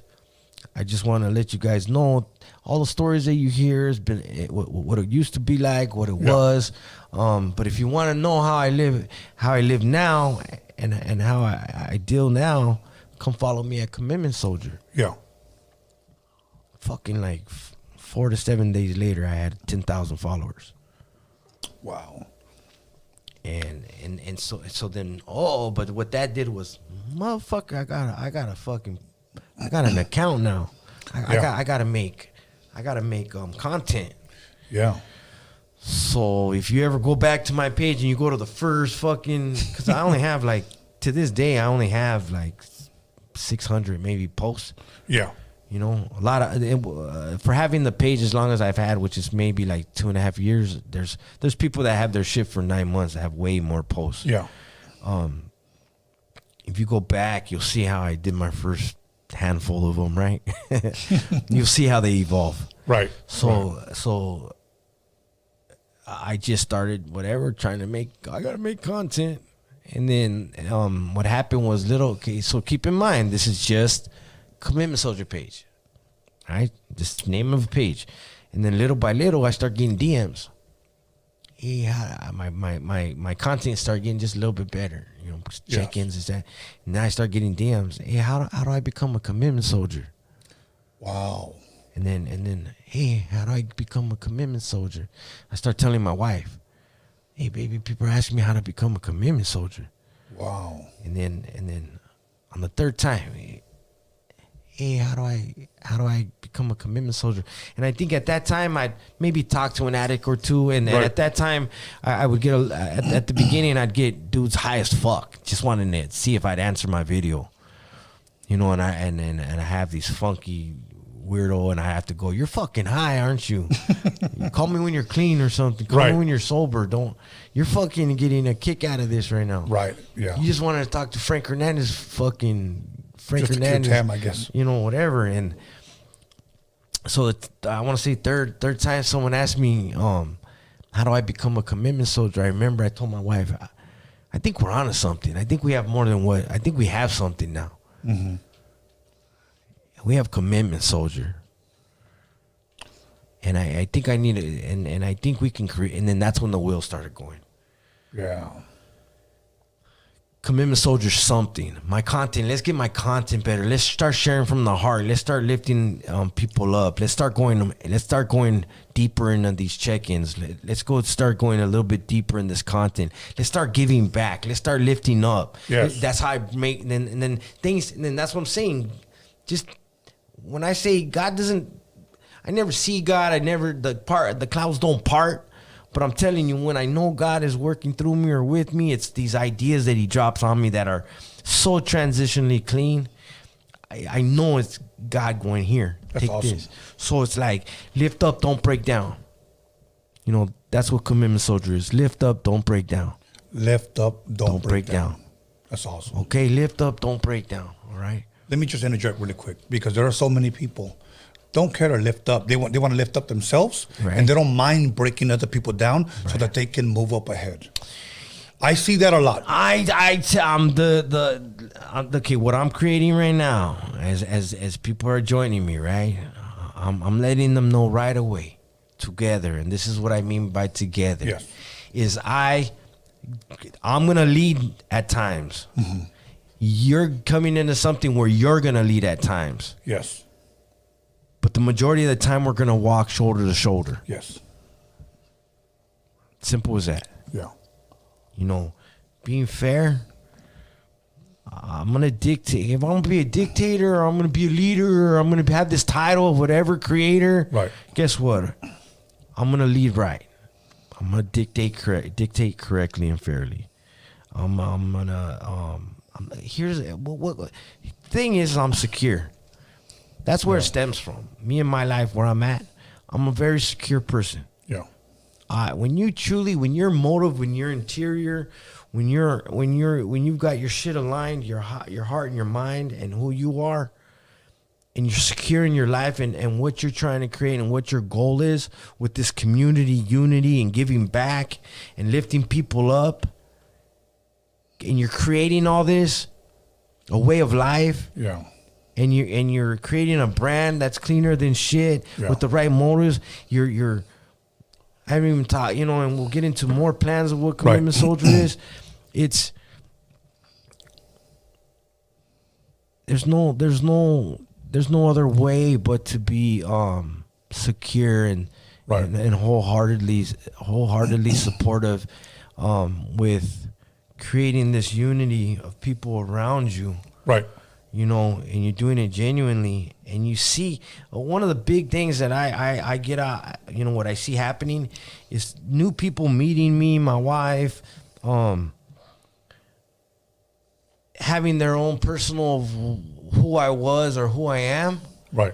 And to see me just so down to earth, right? So receptive like I am, yeah. So guiding like I am. So encouraging and motivating. Yeah. Yeah. We can do this. Yeah. Yeah. We have a couple of minutes left, and there's a couple of questions that I want to ask that some of the fans asked, and they actually emailed some of the questions. And it's like only about 2 or 3, okay? And if you don't want to answer them, we're good. That's fine. Okay. And it deals with, because lately, a lot of podcasts have been posting up and talking about Fools Gone Wild. Okay, let's go. And one of the things that many people did not know, well, let me rephrase that. There's certain podcasts that have been saying about, what's his name, Little E, or what's Little Mystery? Little Mystery. I just know him as Fool's Gone Wild. Right. Okay, so Little Mr. E. A lot of people were offended when they believed or claimed that he's not Raza, he's Jewish. Okay. Okay. Is that true? Can I ask that? Is he Jewish? Yeah. He's Raza, straight up. Okay. But this has already been. Okay, so you heard this question before? Oh, absolutely. Listen, here's fuck that. Don't entertain bullshit. Okay. Simple as that. Guys, don't entertain bullshit and social media rumor. Okay, so because he's been under a lot of scrutiny as of lately by podcasters, okay? Now, one thing about me is this. There's always two sides of the story. I don't ever believe one side. Right. If somebody comes up to me and says, hey, I heard this, well, where did you get your info from? Right. Well, I heard it on Instagram. I heard it on YouTube. That's not valid right there. That's not, okay? But you know him. Mother, brother, family. Yes. Okay, you know him. See, I'm the first one to tell when all this started. Because it got little more than just your typical hater or your troll. It got blown. It tried to get taken out further than that. Yeah. Simple as this. See, it's good to stay on the level. Yeah. It's really, it gets easier to stick with being mature.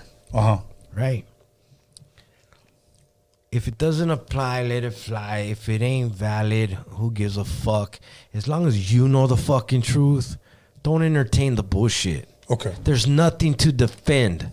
Okay. Nothing to defend. Okay. Nothing, simple as that.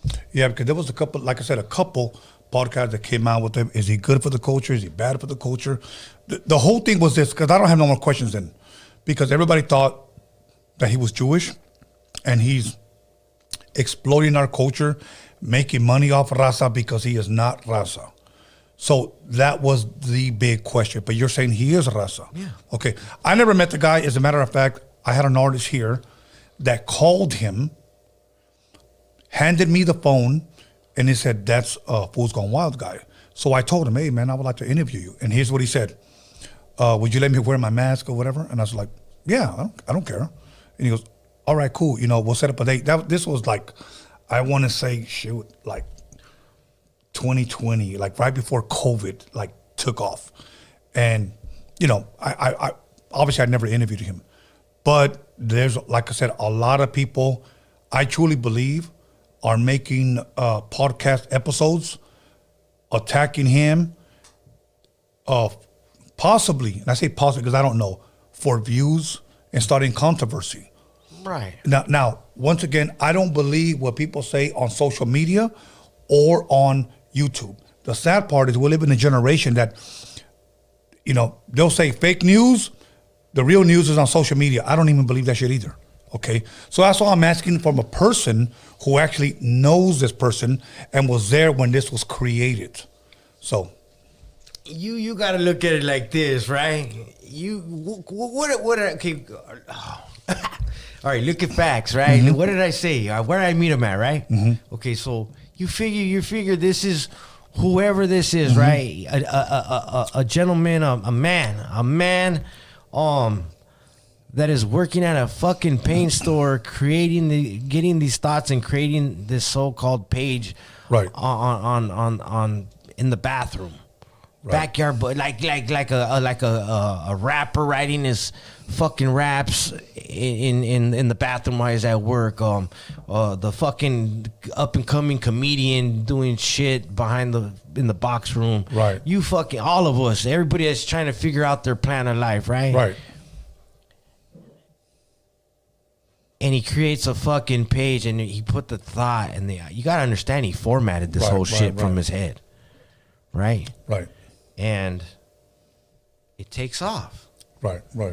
And his hamsters start rolling. And right. Not only did he create this page and these little sayings and these little whatever to create his page the way he did, but then came up with voiceovers, his own voiceovers. Yeah. This, that. Bottom line, he created it, right? Right. To the point where it took off. Right. Every fucking thing you see, from a piece of merch to a fucking doll. Yeah. He's thought of it. He came up with that. Okay. Yeah, he had a creative mind. Right. And it's brilliant in a sense. Now, my last question, and this is for the fans. Do you, before people were claiming that he was so-called Jewish and exploiting our culture, do you believe that him being Raza, do you believe that somehow the way he is portraying us, that he is making fun of us? No, not at all. You got to understand that, it's he again. You don't know where he's...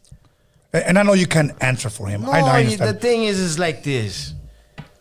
It's for humor. It's comedy. It's for a laugh. It's for entertainment. It's not to put no...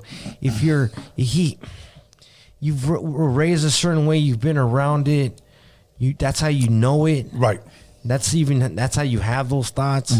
That's how you can piece it together so well. Right. It's only because you've been there, lived it. Right. It's only because you've experienced it. And for some reason, you found the humor in it. Right. And you've always held that. So then you were able to create this. I mean, look, you know what, Frank?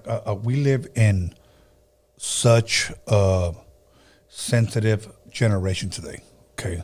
They get hurt over everything. I'll give you an example. I saw a post that some youngster, and as a youngster, he was in his 20s.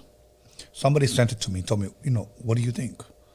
The only reason why I answer this person is because I know this person. If not, if it was somebody I did it, I would have never answered.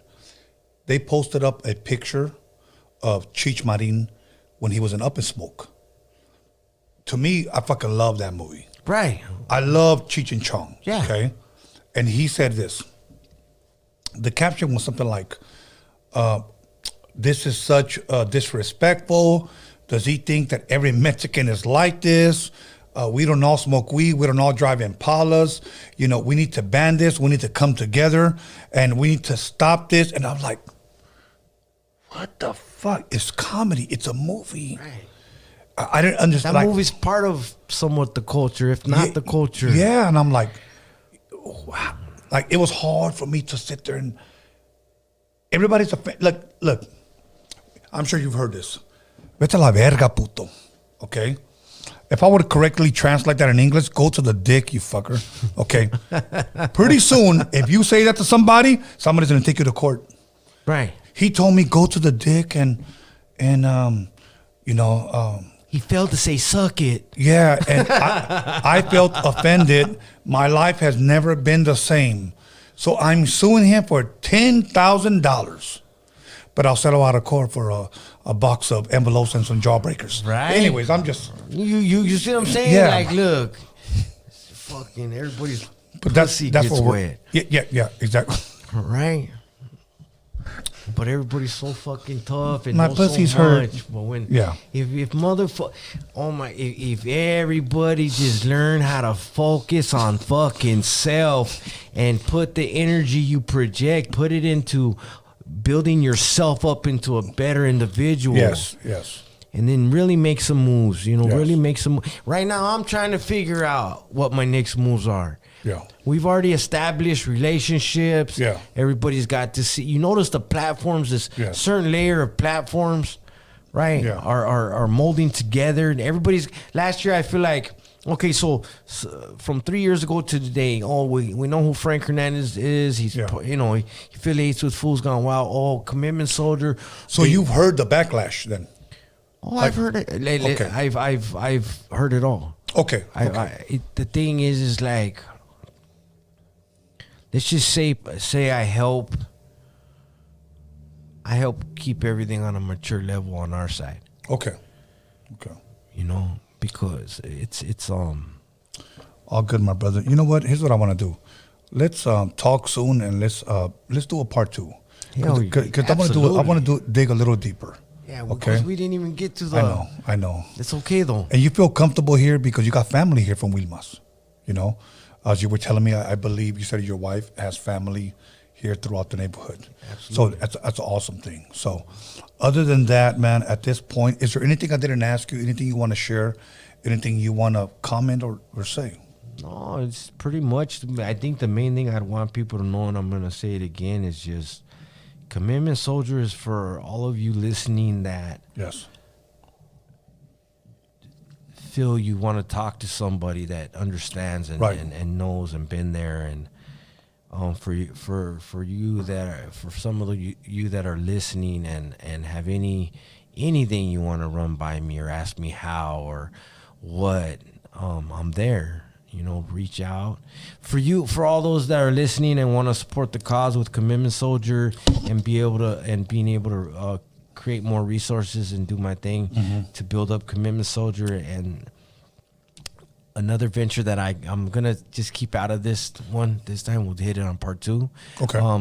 Go to commitmentsoldier.com and check out the merch that I have. Everything's I'm just trying to create more. I'm trying to create more revenue to be able to make more merch to build the next step in what I'm trying to create. Awesome. So everything needs funding, and all in all with the merch is the more people that are wearing Commitment Soldier, maybe a shirt, hoodie, hat, Feed 'em at Friday.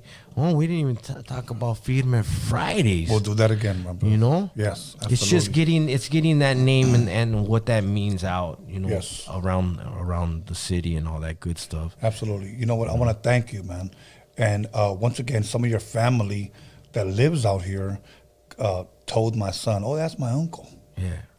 And my son was like, "Dad, you need to get this guy here." Yeah. So I'm glad you're here. You shared your story, you shared the positivity and where this is going. So I just want to say, man, I wish you nothing but the best. Likewise. And I'll see you here soon.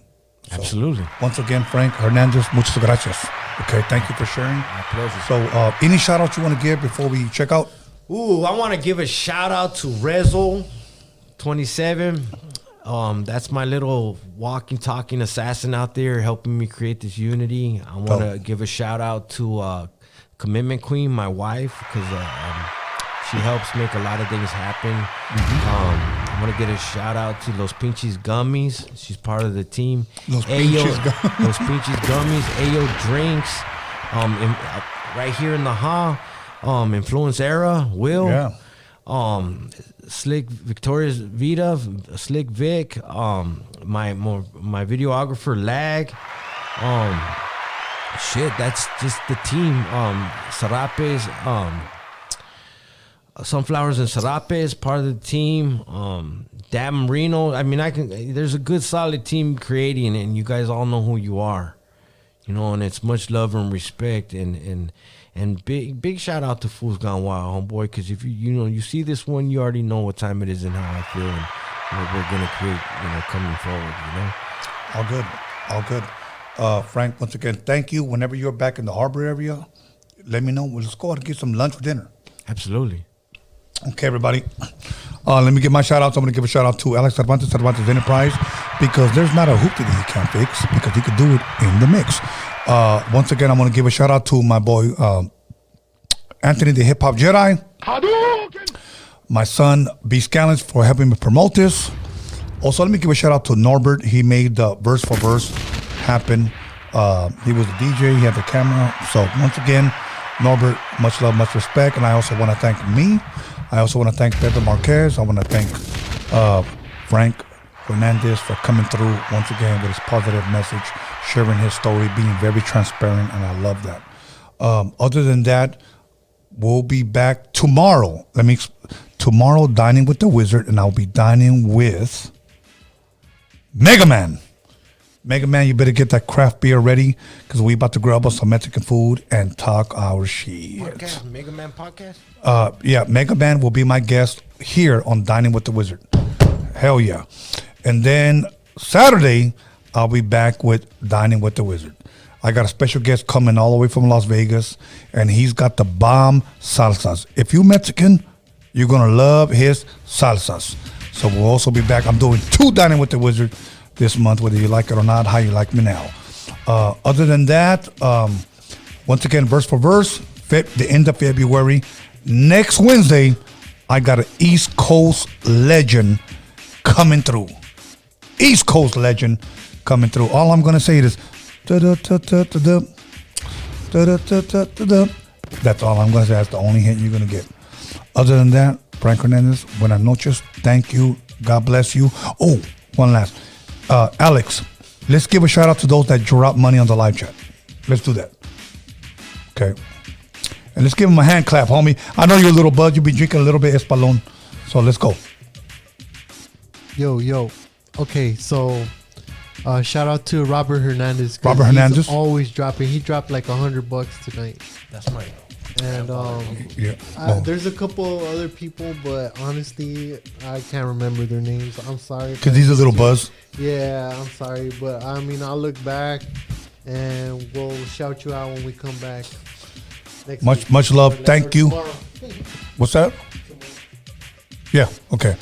Much love, much respect to all you guys. Thank you for supporting us, because without you guys, we wouldn't be shit. So once again, have a blessed night. We're good. God bless. See you here tomorrow. Dining with the Wizard, Mega Man. Hey, how you doing? It's me, Little Easy, Eric Wright. And a lot of you know me, know I like to smile. And to thank for my beautiful smile, I want to thank Occidental. That's Occidental Hollywood. So check this out. For all your dental needs, be sure to come to them, because they'll be there to take care of you. That's Occidental in Hollywood. Check them out.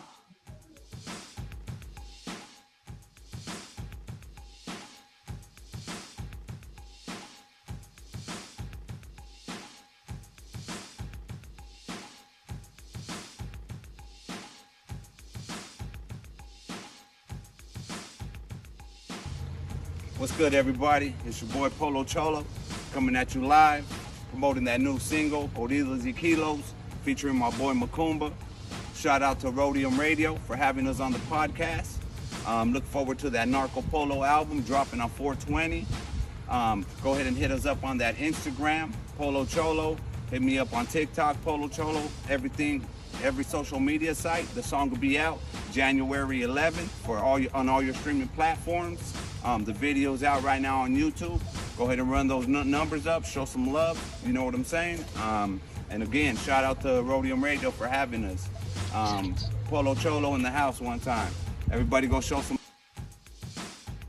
Since 2006, Delta 9 THC has been supplying the Los Angeles Harbor area with premium quality cannabis products for both medical and recreational users. Delta 9 is located in Wilmington, California, next to the Port of Los Angeles, just a short drive from Long Beach and South Bay cities. Home to the Pistol Peaks brand, you can expect premium indoor cannabis flower that is locally grown, lab tested, and safe for your consumption. Our highly trained team of cultivators ensures we rotate only the best award-winning genetics in every jar, including our top-selling ET-OG. Here at Delta 9, you can find your favorite industry-leading cannabis brands and a wide selection of cannabis products ranging from cannabis flower, vape pens, edibles, concentrates, topical and tinctures, and more. Come visit us in the city of Wilmington at 824 East Anaheim Street. Mention Tony A and get 3/8 of our Pistol Peaks flower for $100. That's 3 exotic 8s for $100 with tax included. You can't miss. Come to Delta 9 today.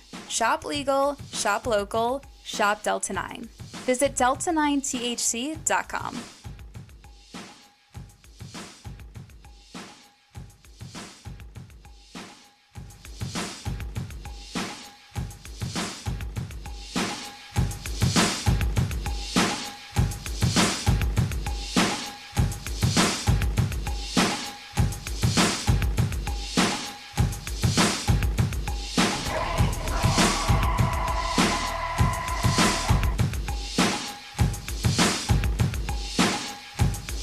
You got it